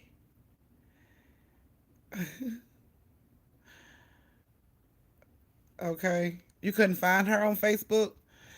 I think it's in one of the Kim. Put your Facebook information in the chat so the fam can find you. Okay, so the next story time is gonna have Miss Madison Moore, Miss. Let me go through here. Miss Keisha Markham. I'm gonna put Miss Keisha Markham in this one. Um, Shay Barnett. Neil, I'm about to tell the third story. Let me tell you this is the second story. This is the third story, Neil. Stop. You need to be trying to figure out where my damn pictures at. I need my pictures. Now I'm inebriated. I'm sorry. Never. I should have said like Lanier all them times, huh? Okay, so yes, Keisha, Madison Moore, Shay, yes, and Miss Sade. Hey, I'm gonna go ahead and throw Miss Sade in here with the heart eyes. Thank you, Sade. You know you be giving your superstar sticker, so yeah, these four women are gonna be in it. Thank you, Deborah. Not with the slow mouth again. You're a mess, girl. Not with the slow mouth. Okay, you guys. Now, trigger warning. It may make some of you sad, but I can't interrupt story time. That no, you cannot interrupt story time. So, uh, yeah, I'm gonna use. Of course, I'm gonna go back through the names again. I'm gonna be using my member names over and over again, but I wanted to make sure I got all of the members out of the way first, and then that's when I'm gonna start going back over and my superstar sticker people. Then I'm gonna start going back over. But everybody that is a member has a welcome from me on the community page. If you have a screen name that you don't want me to use, you want me to use your name, find your welcome note on the community page and comment the name you want me to use for you. Thank you, Deborah. Deborah, you'll be in the next story time, okay? Because yeah, we're going to get this third one out the way so I can go on and jump on that fourth one and get on some of that inebriated track y'all on. Okay, so yes, that being the other Shay gonna be twins. Okay, that's why I said Shay Barnett, so it won't be confused on what Shay I'm talking about. I'm talking about Shay Barnett. So yeah. No, I'm not off tomorrow. I actually have to work tomorrow. Uh, I love them too, Deborah. They're cute. What's the cutest one you've seen? Show me the cutest one you've seen. Uh, because I know I like the few on that you sent me.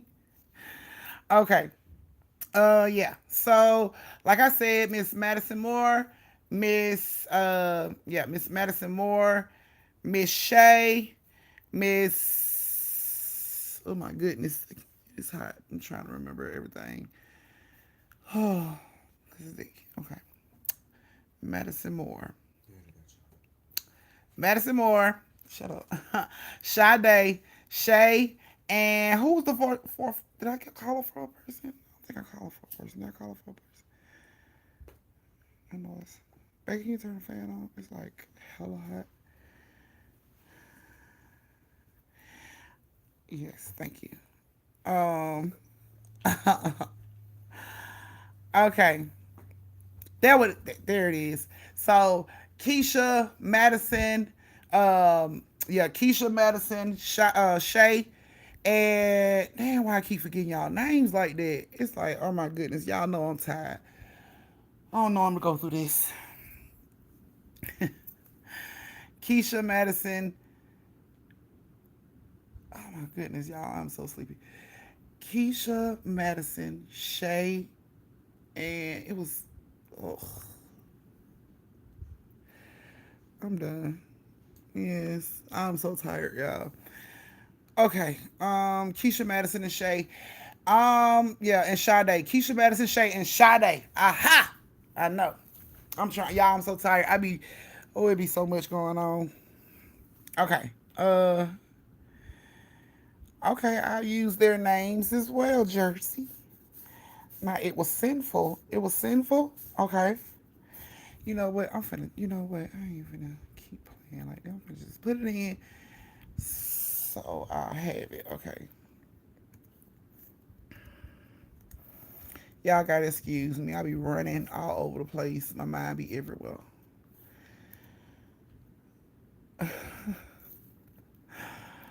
Okay, Keisha, Madison,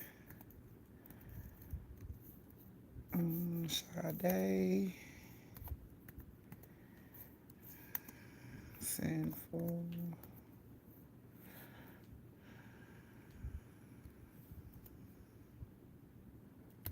Um, yeah, Sade Sinful, Keisha Madison. Who else? Devra. I'm just putting there. I'm just writing everybody's name down so I can remember. Cause I think his three for the last story. So I was gonna need three girls from the last story. Keisha Madison, Sade, and Sinful. Put you over there. Okay, I'm gonna use your baby too.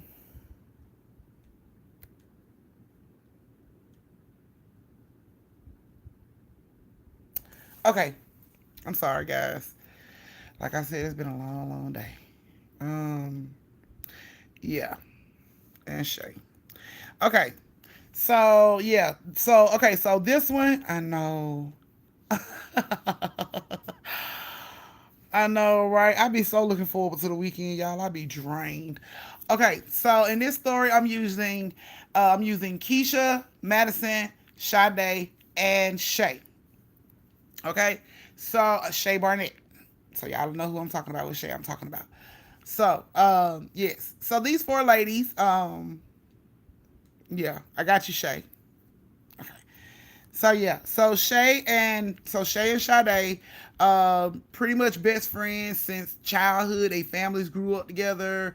Well, they grew up together. Their families always knew each other, like real close. Like Sade and Shay were pretty much cousins. Okay, um, uh, they, how I want to put this. They were having issues with some girls in the neighborhood. Kind of like that drama tea type stuff I was telling y'all the other day. So apparently Keisha and Madison didn't like Shay and Sade. So when they came to Lake Lanier to go to the water park because they stayed in the Lake Lanier area, they would go like often in the summertime. So when Shay and Sade would go to Lake Lanier, Keisha and Madison would be up there with their little group of mean girls to fuck with them and tease them, just do all kind of stuff to them, talk about them, have people laughing at them, just all kind of craziness. Now, Sade and Shay didn't really bother nobody. They was real quiet. They, had their own little group of friends. But this particular time when they went up there, their friends didn't go. It was just them. Okay. So they go up there, and yet again, here we go with Keisha and Madison and they group of mean girls on the same old bullshit. So they went in so hard on Shay and Sade that Shay and Sade left the water park and went to the lake area and stayed down there. So they were, sad and upset, but they stayed down now. Now Keisha and Madison decided to take over, pretty much take over. They can't come back up here. They ain't gonna come back up here. We ain't allowing them to come back up here. Just real messy. Okay. So it started to get late. They was finna get ready to leave. Every time that Sade and Shay would try to go through the water park to leave, here come Keisha and Madison sliding away. Where y'all think y'all go? Y'all need to go that way. Trash go this way. Just being real rude. Like teenagers are. So Sade and Shay was, pissed off about it, but they decided to go the other way. They walked around the water park, all the way around the water park to try to leave the water park. But Sade was like, no, like she ain't finna keep doing this. They not finna keep treating us like this. So they come up with the idea to scare Keisha and Madison. Plan was because Keisha had a ride. Keisha and Madison had a ride that one of their little homegirls drive.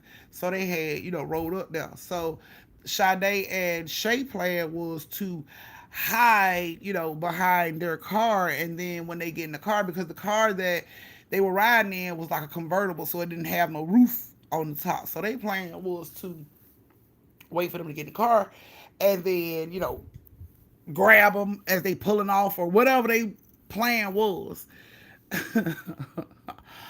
So they ends up sitting out there waiting on the girls until Sade and Shay damn near they fall asleep waiting on these girls to get there. They leaned up against the back part of the car, and they sleep waiting on the girls to get there. So, so while they were waiting on the girls to get there, it's getting later and later. But they want to get these girls back for all the hateful things they done and everything. And Sade mom pulls up, to pick them up and everything. And she like, y'all get in the car. So they didn't really get a chance to scare the girls. But Madison, one of the girls came to Madison and told Madison and Keisha that they saw Sade and Shay hiding behind the car like they was going to do something. So Madison and Keisha like, man, we got something for them. So late Lanier for get ready to close. Everybody's pretty much cleared out. And it's probably like maybe 6, 7 cars, employee cars out there. So they go out there and they plan is to creep up and try to scare Shay and Sade.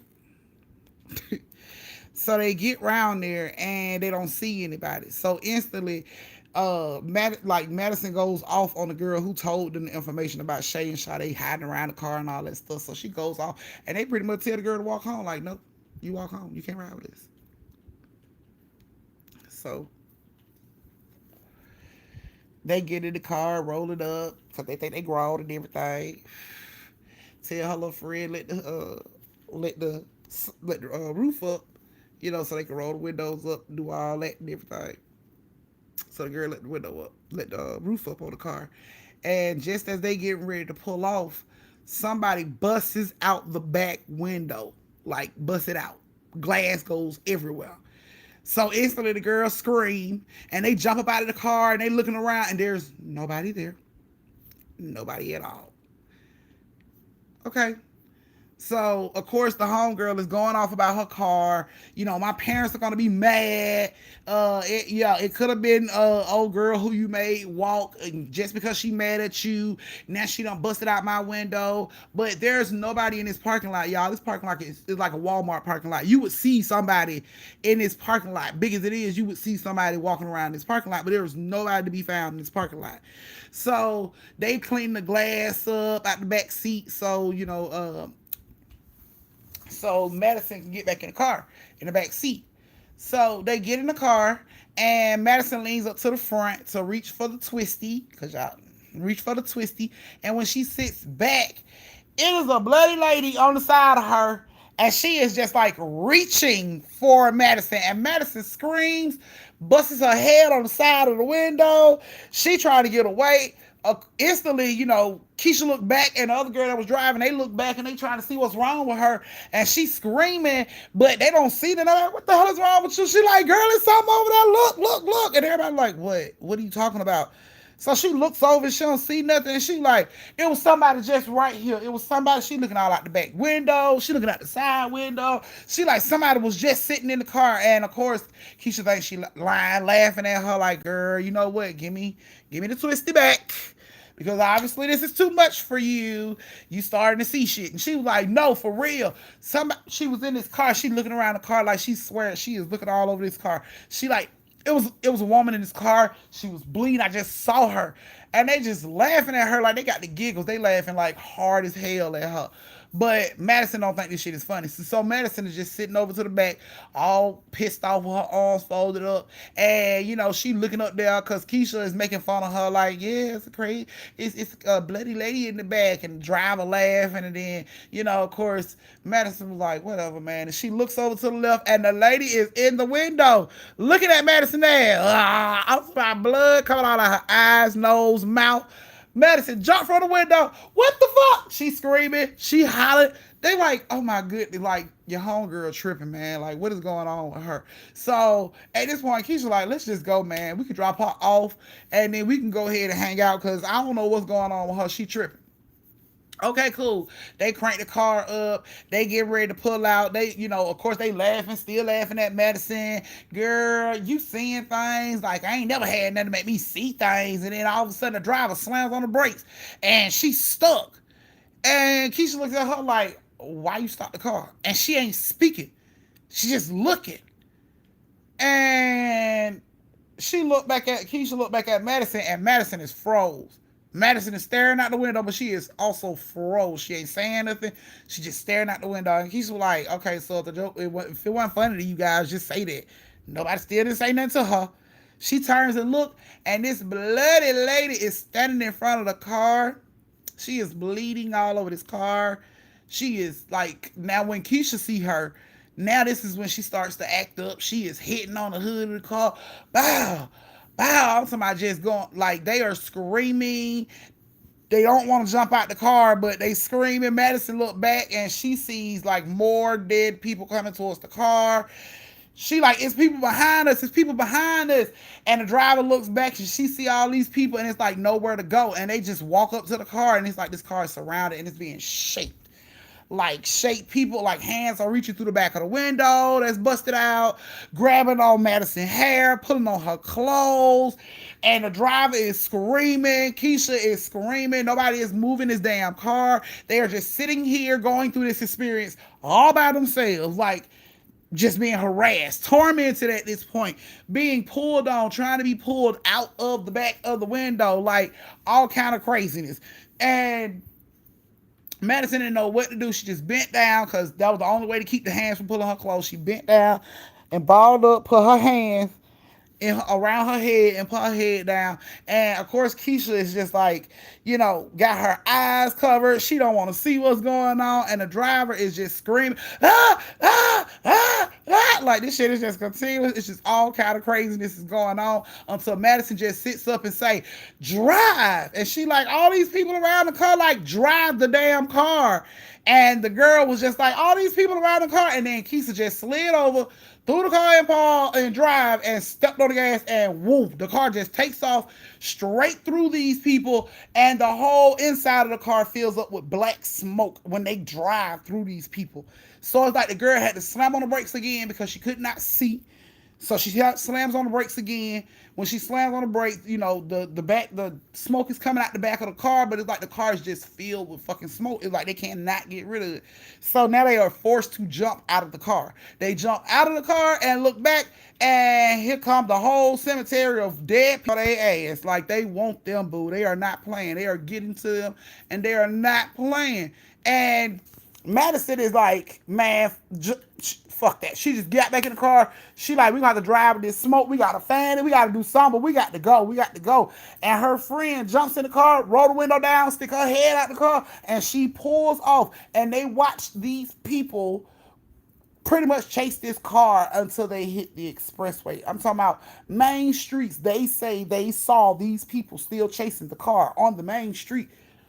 Behind them, still see these people. The car stayed filled up with smoke until they hit the expressway. When they hit the expressway, it was like somebody blew air straight into the car. Like everything was like whoosh. And it was just gone. And the driver had no idea what happened. Keisha had no idea what happened. Madison had no idea what happened. But Shay and Sade, somehow, some way, they knew. Don't know how. They knew. They even had other people with them that knew, that like saw it or something. I don't know, but they went from Madison and Keisha went from the baller bitches to the nobodies. The girl who was driving the car stopped hanging out with them. She said that they had evil spirits around them. Madison said she couldn't, her mom wouldn't allow her to hang around Keisha anymore because Keisha was a bad influence. Because apparently when Madison got home, she smelled like twisties. So she became a bad influence for Madison. And Keisha says that every time she closes her eyes, she sees that night. She has no friends, so she's trying to be nice to everybody, but nobody wants to be her friend because she was such a mean person. And the Mean Girl crew has just officially broken up. There's no more clique. There's no more none of that. And Shay and Sade actually came out on top because once everybody stopped hanging with Madison and Keisha, they pretty much started kicking it with Sade and Shay. So, yeah, once that happened, it caused a big rift in, in their friendship with Madison and Keisha, and they ain't friends no more. They don't they yeah, they're not friends no more. They don't talk no more. They don't do none of the stuff they used to do no more. Like they used to go get their nails done together, they hair done at the same time, and they don't do none of that. They both sit at like lunch tables by themselves, according to Sade and Shay. Nobody wants to sit around them because the driver told everybody that they uh, worship the devil and they brought the devil to her car. And now everybody is scared to be around these girls, even though that ain't what happened. But that's what you know how the rumor and the gossip go. You know how it is.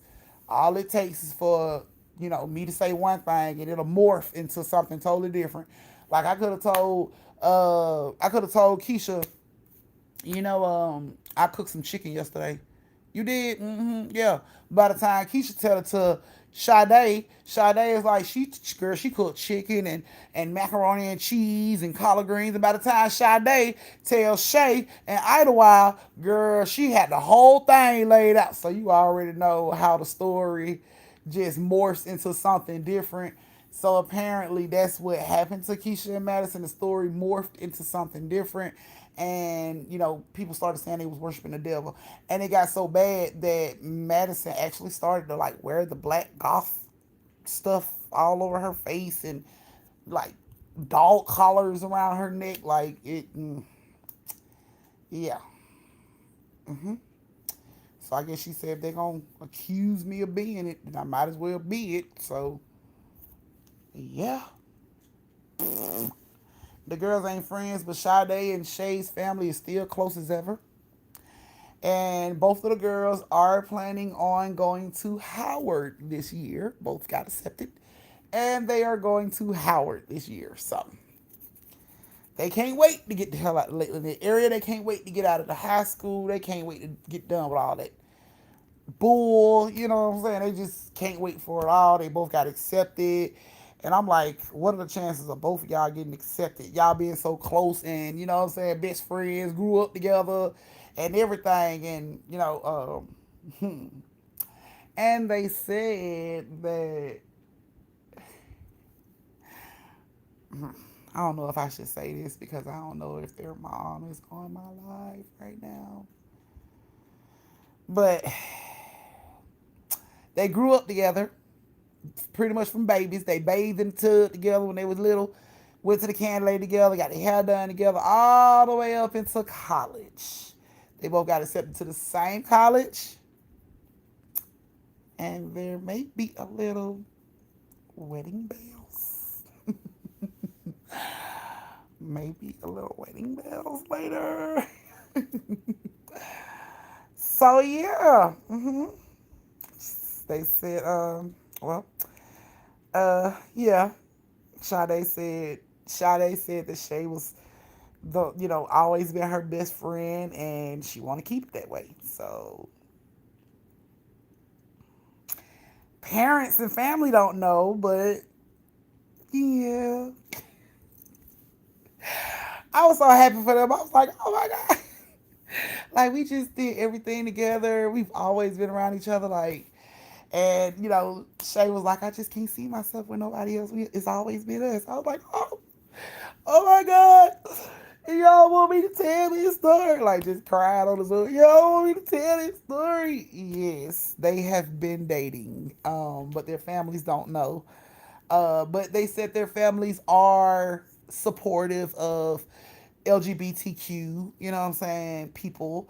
And they don't feel like it's going to be an issue when they do come out and let them know. They just want to wait for the right time to do it. So, but of course, both families love both of the girls, like that's their own child. So, yes, wedding bells in the near future. Same college, same high school, same middle school, same elementary school, same neighborhood, same bathtub. Like they were all that. That's deep, y'all. So, no, that's not the college that the girl was at. No, they're going to Howard University. Yes, both of them got accepted into Howard University, so they are doing it big. And yeah, I know, right, Shay? Yeah. Maybe someone else in the near future. They so cute. And I was looking at them and I was just like, how don't your family know? You know, like you can look at them and tell from the way they act around each other or interact. They don't interact like sisters. You know what I'm saying? It's the looks. It's not a sisterly look. You know what I'm saying? It's a flirtatious look. So I don't know how they don't see it, but yeah. Not your twin is leaving you. Oh man. Yes. So it was so cute, guys. But yeah, they are pretty much looking forward to the future. They already know their families are gonna be excited and happy. Somebody's mama already been hinting towards it. Because of course you can tell when you look at these ladies, you can clearly see that Sade a sexy looking stud. Sexy looking stud. Yeah, so yeah, you can pretty much see that, it's coming. And it's Sade's mom that's like, just tell her, just tell everybody. But it's like, nope, want to wait for the right time. So, yeah. Not Lord, what my bag gonna say? uh, yes, I think they're so cute together. Like, they're so cute. It's like, bay this and bay that. Uh, you talking about sleepaway camp? That's the name of it, sleepaway camp. Not doing that no more. Yes. So that was y'all third story. No, that was y'all second one. I knew somebody was finna hit me with that. Nope. That was y'all second one. That was y'all third story. Y'all made sure to let me know the last time that was y'all second one. So I'm keeping count. No, the last story is about to come up. Yes, so they are so cute, but yes. Yeah, happy ending. We've had a couple happy endings. We've had some people. You're welcome, love. We had some stories I've told where people have actually stuck with each other, and even though they went through the craziness, they didn't leave. But I do have a lot of stories where some craziness pop off. 9 times out of 10, you end up single about 6 months later. No matter who you go through it with. If you went through it with your home girl, she ain't gonna be your home girl 6 months later. Or if you went through it with your man, he ain't gonna be your man 6 months later. So, no, it wasn't Sweet Tea. That was not the first story. So, yes. Sade, you gon' girl, you a whole mess to my ready for story number 2. You gonna get ready for story number 4? Like, okay. Okay. So I'm giving y'all a brief intermission to go get y'all something to drink. Um, don't mind my family that can't count. They just can't count. It's okay. I still love them though. This is the time where you go get you something to drink, refill your snacks, refill your shot glass, use the bathroom for all them people that have been taking shots. Cause I know y'all got to pee by now. Go use the bathroom. And yes, I'm gonna need y'all to get that done and come on back and let me know when you're ready. Okay.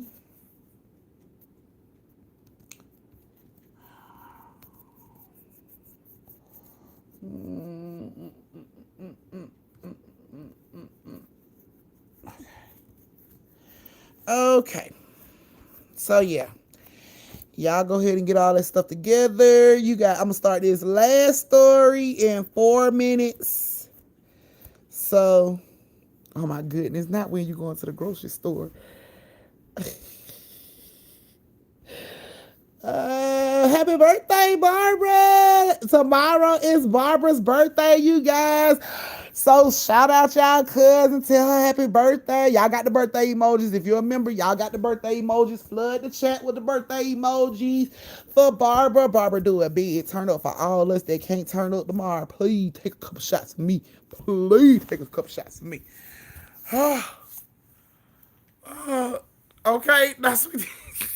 Yeah, sweet tea, bring me back some cold water. I appreciate it, baby. Thank you so much. Yes. Uh August, I pretty much got everybody for the next this story. I do apologize. They was getting in early. Yeah. I do apologize though. I pretty much got the last four people for the story. Yeah. Cause I'm gonna do four people. I'm gonna do another story instead of the one with three. Okay, that's fine, Kim. I'll check it when I go ahead and get off. Thank you, Sade. Yeah, send them birthday stickers. Look, Barbara, all for you. See that, Barbara? All for you, babe. The fam saying happy birthday. Turn up. I'm talking about don't turn down, turn up. Get you some birthday. You might have children on here. You know what I'm talking about, girl. Get you some of that birthday stuff. I'm talking about, yeah. I'm talking about the kind that make you call in to work the next day. That's the kind you need. So, yeah. Might get you some birthday wood and make it do what it do. All right, birthday happiness. That's what we gonna call it, y'all, because we do be having kids on the line. So, birthday happiness, girl. Yes, Queen. So, happy birthday, Miss Barbara. From the fam, we love you, boo. Be safe when you turn up, though. So, yes, you guys. Um, I don't know, Kim. I gotta check.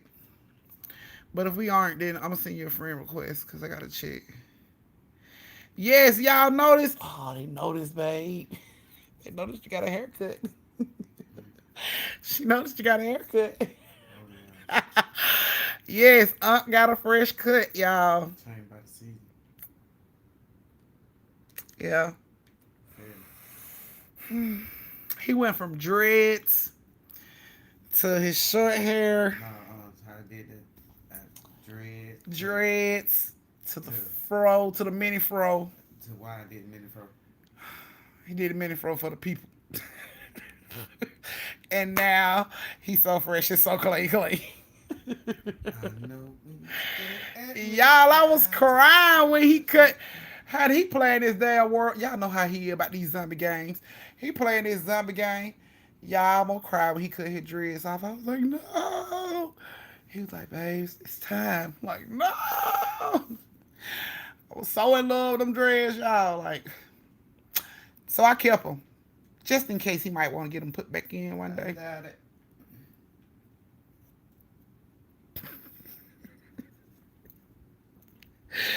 You doubt it? I doubt it. You positive? But Don't do it like that. cause you know what? Don't close the door on the dreads. What? Coolest motherfuckers on the planet. The So sky's falling, ain't no need to panic. He had y'all uncles and me. He been on that game the whole time. This is what he do. See? Zombie land. Or zombie world. Don't lie now. Zombie world. All them damn zombies. Mm-hmm. World War Z. World War Z. That what he playing. See all them bodies he done killed. Mm-hmm. No, I haven't watched that before. What is that? No, I haven't watched that yet. Not my child called me. Okay. I'm not gonna dress up for Halloween. Bam's gonna dress up for Halloween. The girls may dress up for Halloween. I ain't dressing up for Halloween.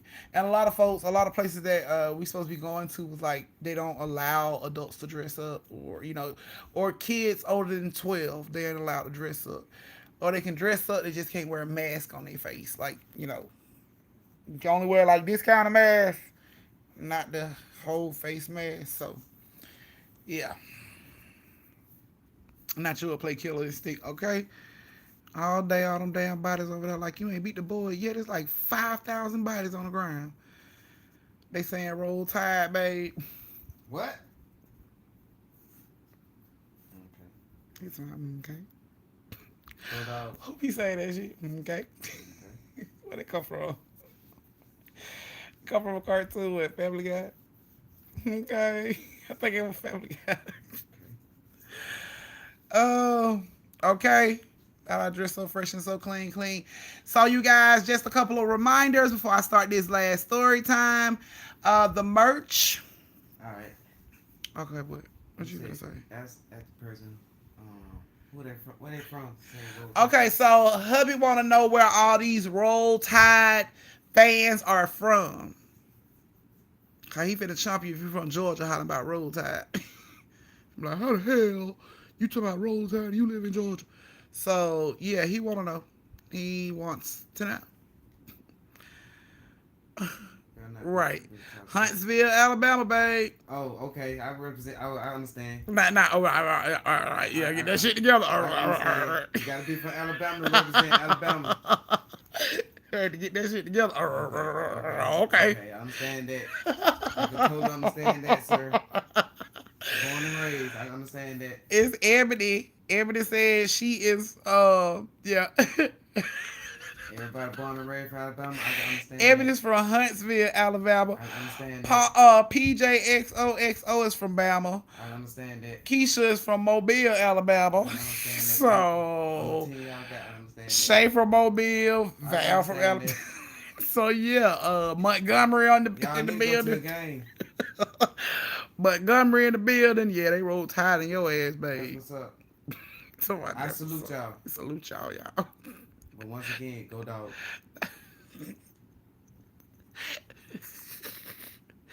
He is a whole mess, y'all. I can't. This is why I can't get nothing done, man. Oh yeah, right. That's what I was talking about. Your aunt threw me off when I was trying to tell y'all about it. He threw me off talking all crazy.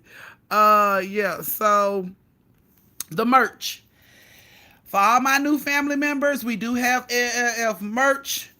Check it out in the merch shop on the 13th through the 15th of this month. So the 13th of October through the 15th of October, there will be 15% off on everything in the store. And on the 8th through the 10th, there will be free standard shipping for everything. So for all you that ain't got your gear yet, please get your gear. For all of you that have got your gear, when you get your gear, take your pictures, post it on Instagram, tag me in it, make sure you look snatched, because it's going on every other social media under my page. And y'all already know I got like 81,000 followers on TikTok. So 81,000 people is going to see your picture of you in your outfit. So please look snatched. And Nia, we already know you doing your push-ups and chin-ups and all that stuff right now to look flexed up in your outfit on this weekend. So I hope my pictures show up this weekend. Because, yeah. Okay. So yes, don't forget we got the replay gang shirts for all those people that be in the replay gang. Got y'all shirts and hats and bags and all that good stuff. We got baby clothes for all the pregos. We got all that pajamas, everything. So everything that you could possibly need, we got. We got phone cases, all that good stuff. So check out the merch shop. Like I said, 13th through the 15th. Mark your calendars. It will be 15% off on everything. So get your stuff. My Instagram name is China Dolls. That's CHYNADOLLZ 29. So right. Let me know how those hoodies feel, cause honey, I ain't I'm telling you, but lady asked me about mine today. She said that is cute. Where you get that from? Really? She's about, and it just say exactly. I ain't gotta say a word. We could be standing on a boat right now, and the boat could be going down. I ain't gotta say shit. Everybody can look at my shirt and clearly know they're not gonna get help from me. I ain't gotta be rude to say no, bitch. Save yourself. I ain't gotta say nothing. I can just stand there with my shirt on, and they're gonna be like, yeah, based off this shirt, she's not gonna help us. Exactly. So if I'm standing in the grocery line and I got that whole buggy full of stuff and you standing behind me with your 2 items and you feel like, damn, I ain't got but 2, she should just let me jump. When I turn around and you see that shirt, you gonna clearly know I'm not. She ain't gonna let me jump. She ain't gonna let me jump. She don't care about nobody but herself. So says it all. Okay. Okay, guys. So this final story time. We have reached the end of the road, my people. For real, somebody asked you about your. Okay, Sade. I want your pictures. I'm glad you said that. Someone asked me this in the grocery store today. So basically, what you said is you already got your shirt or your hoodie. I want my pictures. You and Neil is in the same boat right about now. I need my pictures from you guys. So, so yes, I don't care if you bought a water bottle, some socks, a bag. I want the pictures. I want the pictures. You done told on yourself, Sade. You got your shit. I want my pictures. You are holding my pictures hostage. I don't think that's fair. I don't think that's fair at all that you are holding my picture hostage. I promise you. I promise you one more family member hold my pictures hostage. I'm going to hold these stores hostage. And I'm going to watch the family go off on y'all because they can't get their story time. So I want my pictures. Yes. Okay, guys. So thumbs up if you're ready for the next story time and the last story time of the night. So we can call it a night, you guys. Oh, somebody asked you could they get in front of you at the line. Oh, okay. Like, girl, are you kidding me? Like, really? Like, bitch, I got something to do too. Like, honey. I be hurting people's feelings. I don't even care. Old women, all that stuff. I don't care. I don't give a damn about it being coupon day. You better get here before me, or you gonna be standing behind these two buggies waiting on me to scan everything. Boop, boop, boop. Oh, you needed this. Boop. Sorry, going on down now. Boop. I'm telling you what. It's all right, AV. You'll be a part of the replay game, baby. It's okay. Okay, you guys. Here we go. The last story of the night. This one's gonna involve Miss Sin, Miss Deborah, Miss Shay, and not the Shay I was just talking about, guys. We got two Shays. This Shay Sick Nicole. Okay? This is the one we're talking about. And Shantae, which is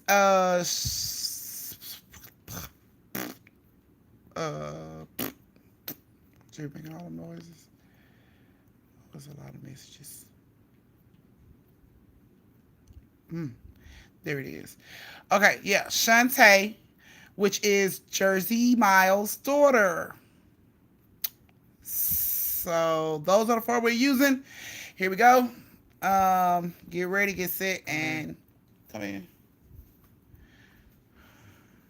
I don't want to go now. It's okay. You'll see me again.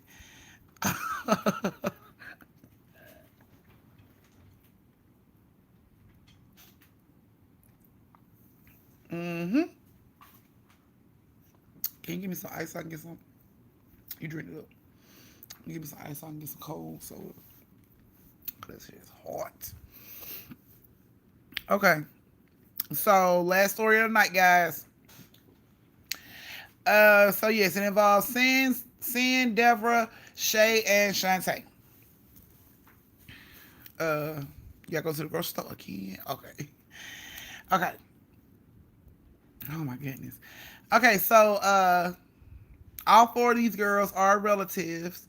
They're cousins. They're all cousins. Both families. Well, how am I gonna put this? Okay, they're all single kids. They're all like they're all like single kids. They ain't got no siblings. It's just, their parents got siblings, so that makes them cousins.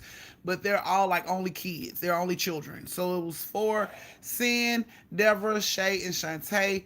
They all lived in Lake Lanier area. They didn't know each other. They just moved in at different times. But, nobody really have, they were only kids, only children. So nobody really had no siblings. So they really didn't go out like that. But then when school started, of course, they got to see each other and, get to know each other. So they do, they do get to know each other and become fast friends, like real quick. So they were hang out at school. They had this play they had to do together. It was, I can't remember the name of the play. She told me the name of the play too, but um Come in. yeah, they had to do a play. And all four of the girls were involved in the play, so they would come over to each other's house and practice for the play. And now they all stayed in the Lake Lanier area, you guys. Don't get this fucked up now. They stayed in the Lake Lanier area. Now, when it's time to do the play, um, let me see. San's mom decided she was going to take all of the girls together up to the school. She wasn't, she was going to take them all, and basically, their parents had time to get dressed and come up to the school and see the play. But she was going to take them all up there because she had already had San ready. So the parents was like, that's fine. Go ahead and take the girls. So she go up there and she takes the girls, and the play is amazing. They have an awesome time. Everything goes according to plan. Did nobody forget their lines. Everybody knew their lines. And thank you, baby. Everybody knew their lines, and the play went really well. So when it was time to go home, everybody wanted to, ride with Sin and her mom, because I guess I'm not gonna even guess. I'm gonna tell you the other three, other three kids said their parents listen to old folks music and gospel. And Sam mom was more turned up. She listened to rap and, Cardi B. And so they wanted to ride back home with her. And she had no problem with that. The kids could ride with her. And she told the parents, I'll bring them home. We're going to stop and get something to eat. And, I'll bring them home. So the family, their parents were like, okay, that's cool. So Sam tells Deborah and Shay and Shantae, we going out to eat, and then we go out to eat. My mom's gonna take you home. Okay, cool. So they get in the car, they go out to eat. Now when they get ready to come home, they get into the neighborhood and they see there is police, fire trucks, everything all over the neighborhood. They don't know what's going on. So the police told them they had to wait until they got through doing everything, and then they'll let them into the neighborhood. So they did. They let them into the neighborhood, and of course, seeing mom pretty sure that everybody else's parents was worried, so she just hurried up and took the girls home, and she was asking everybody like, "What happened? What happened?" And they were saying that some kids drowned at Lake Lanier, and Sam's mom was asking, did we know the kids? And apparently they did know the kids. It was some kids from the neighborhood. But Sam's mom never told her, Deborah, Shay, or Shantae what happened. She just told them, something went down at the lake and, everything will be okay. But she never told them what happened. So none of these girls knew what actually happened, right? Okay. So they get up that morning to get ready to go to school. They walk together to school because the school wasn't that far from them, so they would walk to school. So they got up and they got ready to walk to the school, and they had to walk around the Lake Lanier area, well, the Lake Lanier to get to the little shortcut that they had for school. And they noticed when they got by the lake, it was a lot of like police tape and stuff up, and a little cross and flowers and stuff like that. So they like, what happened? What is going on? And Shay was like, somebody must have died. And Shantae was like, why would you say that? And she was like, that's the only time they really put the crosses with the teddy bears. And then, oh, excuse me. And Deborah was like, hey, Annette. And Deborah was like, yeah. And it had to be a baby because why would they be putting teddy bears and stuff up there? So they were like, that's messed up, but they continued on walking on to school. Now, while they were walking to school, in the process, they see, a boy standing up at the bus stop, like waiting on the MARTA bus type shit. So, but he's a little boy and he's standing there, and they like, okay, cool, they going on, but they noticed he was so little, and it was like, why is he at this bus stop? So they turn around and Shantae asked him, are you okay? And the baby's just sitting there on the bus stop. And Shay was like, do anybody see his mom or dad?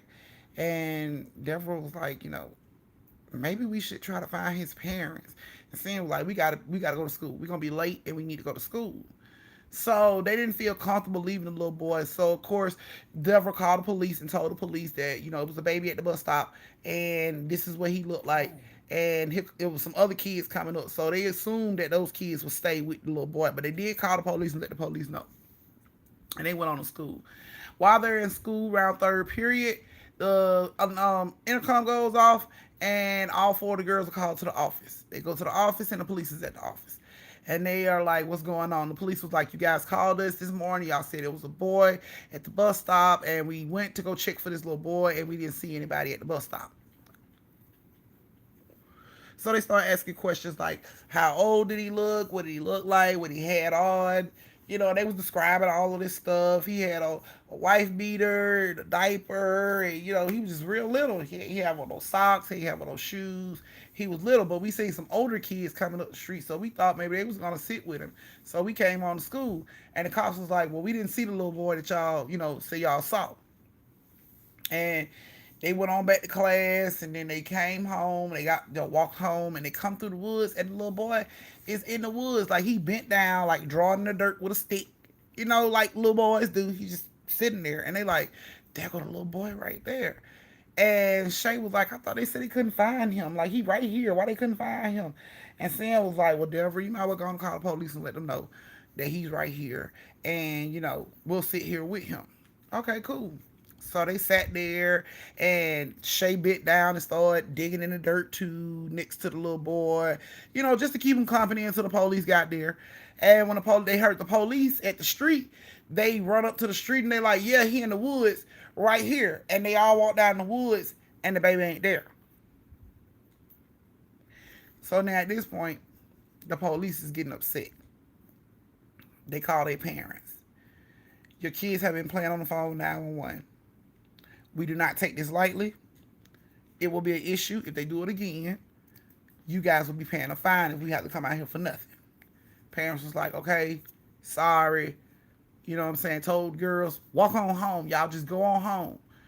And they went on home while the parents was apologizing to the police and stuff. They went on, walked through the woods. And when they got by the lake, they see the baby walking into the lake all by himself, finger in his mouth, walking into the lake. And they screaming for the baby, hey, hey, hey. And they like, you know, run out into the water just enough to like, where the water touch like maybe your kneecap. And they screaming, hey, hey. And I guess their parents can hear them. So, of course, the cops and their parents and everybody come running through the cut, and they see them standing in the water, and they're like, what's going on? And they're like, the baby just walked into the lake. And the cops was like, we just told you guys, you know, stop playing. We'll charge your parents. We'll, you know, we'll do all this stuff if y'all didn't stop playing. They're like, we're not playing. The baby just walked into the lake. And the police noticed that the police tape was around the lake. And he like, you mean the baby walked into the lake? What do you mean? They like, the baby walked into the lake. The baby we were calling you about walked into the lake. So the police reached out to, I guess, his sergeant or whatever. They had a call, and then these frantic ass parents come running down the hill, you know, towards the lake, screaming for this baby. Where's my son? Where's my son? Y'all say y'all found my son. Where's my son? Where's my son? And the police is like, well, these four girls right here stated that they seen your son this morning at the bus stop. They called us and let us know. We came out to look for him. We didn't see him. They we went up to the school and spoke with the girls. They described, you know, the baby to us. They told us what he looked like.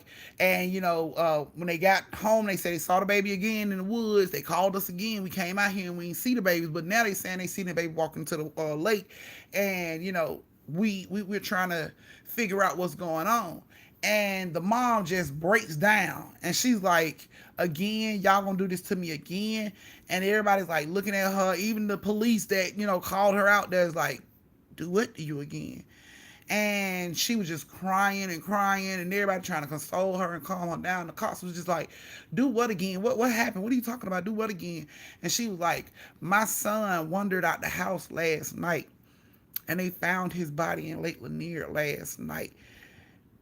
I didn't want to believe it. I've been up all night crying about it. I didn't want to believe it, you know. So when y'all called and said, you know, these girls had seen my son, I was so happy. I thought maybe y'all had it wrong, but you know, I'm not understanding. Like, they saying they saw the baby, and the police escalated. Did she have a picture of her son? She said she did, and he took the picture over to Shay and Deborah and San and Shantae, and he asked them, he said, can y'all remember what the baby looked like? And they was like, yeah. They was like, can you remember what his face looked like? They like, yeah, we can remember what his face looked like. And he shows them a picture, and he's like, is this the baby y'all saw? And instantly Shantae's like, that's him. That's the baby. And Shay was like, yep, because I was on the ground digging in the dirt playing with him. That's the baby right there. We just saw him walking to the lake. And Deborah and Sin is saying the same thing. We just saw that baby walking to the lake. That's the baby we was just screaming at. Y'all seen us screaming. That's the baby we was just screaming at. And the mama just cried. She just wailed and wailed and wailed and cried. And she was just like, that wasn't my son. That wasn't my son. I thought my son was still alive. Y'all made me feel like he was alive because y'all was saying that these girls seen my son. And, I guess she just didn't want to believe it. Even after they pulled the body out, she didn't want to believe it. She was like, this got to be somebody else's baby. This can't be my baby.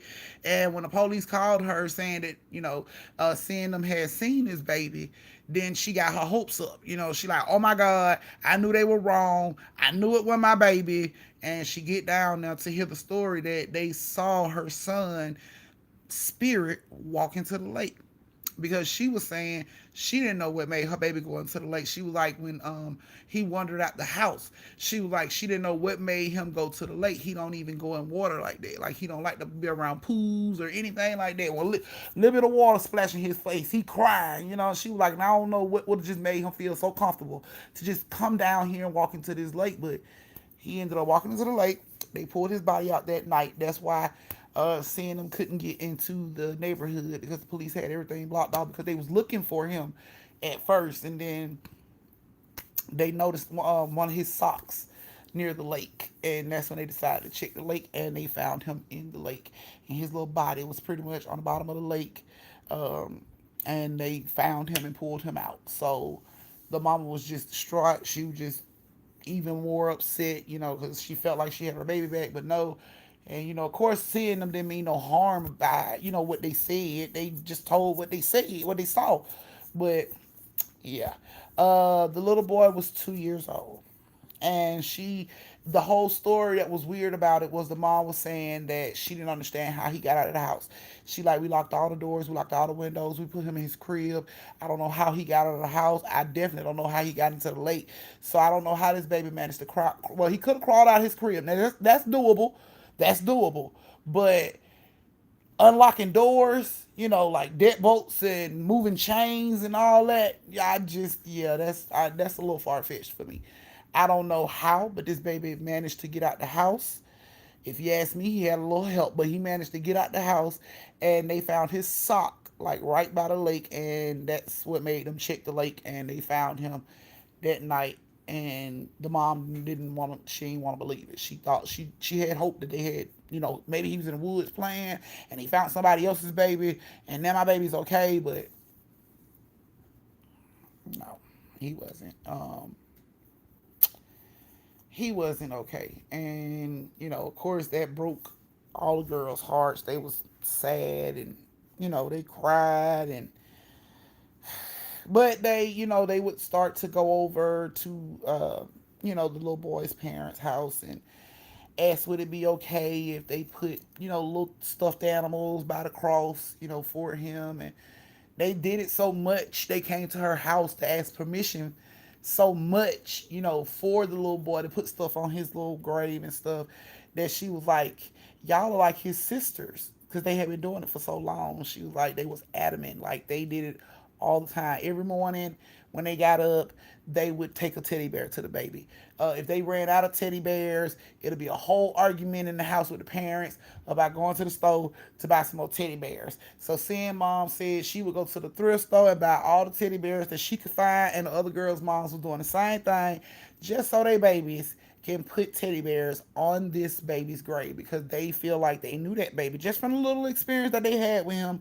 They felt like they knew that baby, and they felt empathy for that baby and sympathy for the family. So every day they go down there and they put tons of teddy bears on his little cross, and they have, of course, the people that lately there have to throw it away.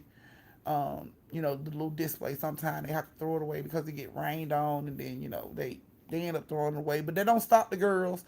The girls just come on back down there with brand new clean teddy bears to pin to the little cross, So that's like, yep, they like their little ghost brother. They keep up with him. They make sure he got a teddy bear to play with, and they don't want him to be alone. That's what Shantae and Shay told their parents. They didn't want him to be by himself, and they wanted him to always have something to play with because he was a baby. And they took, you know, teddy bears down there all the time, and it went on for a while, and they kept it, clean, and they would go down there and pick leaves and stuff out the way and keep his whole little area clean, put his little teddy bears down there and everything. And this happened about 5 years ago. These girls are now older, and they still put teddy bears on this baby's spot every time. They still do it. Still do it. I even heard that Sin go as far as taking her allowance money and going to the thrift store to get her own teddy bears. Shantae would go to like those little machines where you move stuff around to try to get teddy bears. She would try to get her teddy bears that way, but no matter how they did it, they always had a teddy bear for that baby. Even if it, like, they would come with four, everybody bring their own, but if everybody didn't have one, then he still got a teddy bear that day, regardless. So if it was one, if it over four, he still got a teddy bear that day, regardless. So they keep up with the baby, and that's what they do. They still stay in the Lake Lanier area, and they still close with the little boy parents. And they don't even have to ask permission anymore, since she told them they are like his sisters, that they don't have to come ask permission to put teddy bears on their brother's grave. They can go down there whenever they feel like it, and they are welcome. And that's what they do. So when they had a little time outside with all four of them together, they go down there by the lake, and they sit and play around that area so he won't be lonely.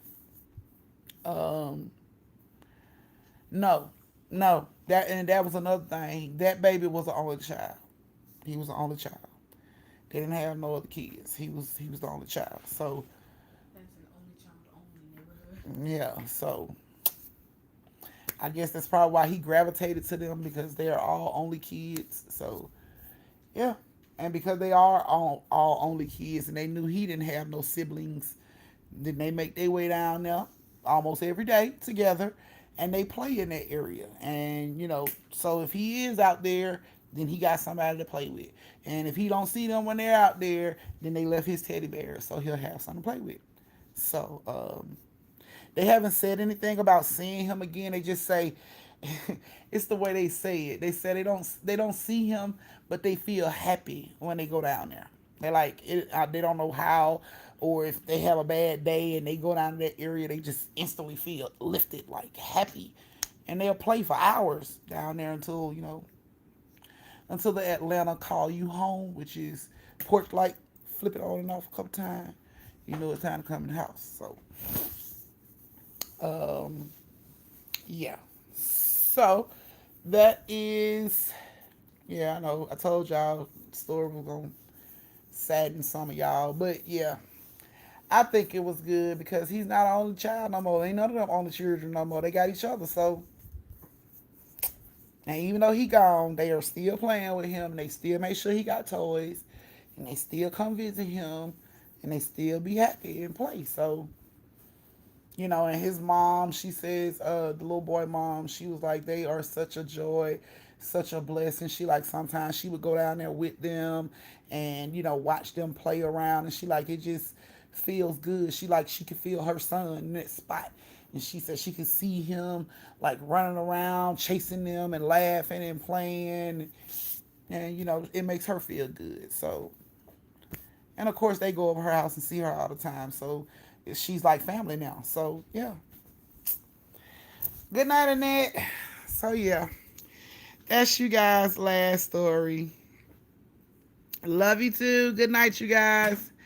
Yes, that's the last story of the night, guys. So get it up. Oh, I thought you were finna get some, knock something over. So yes, I thank you guys for joining me for story time. I love you guys. Please stay safe. Please don't slap the sleeves off nobody's ass tomorrow. We don't need no family members in jail because we do not have bond money. We love y'all from my family. Hey. To your family, I love y'all and good night. Mwah.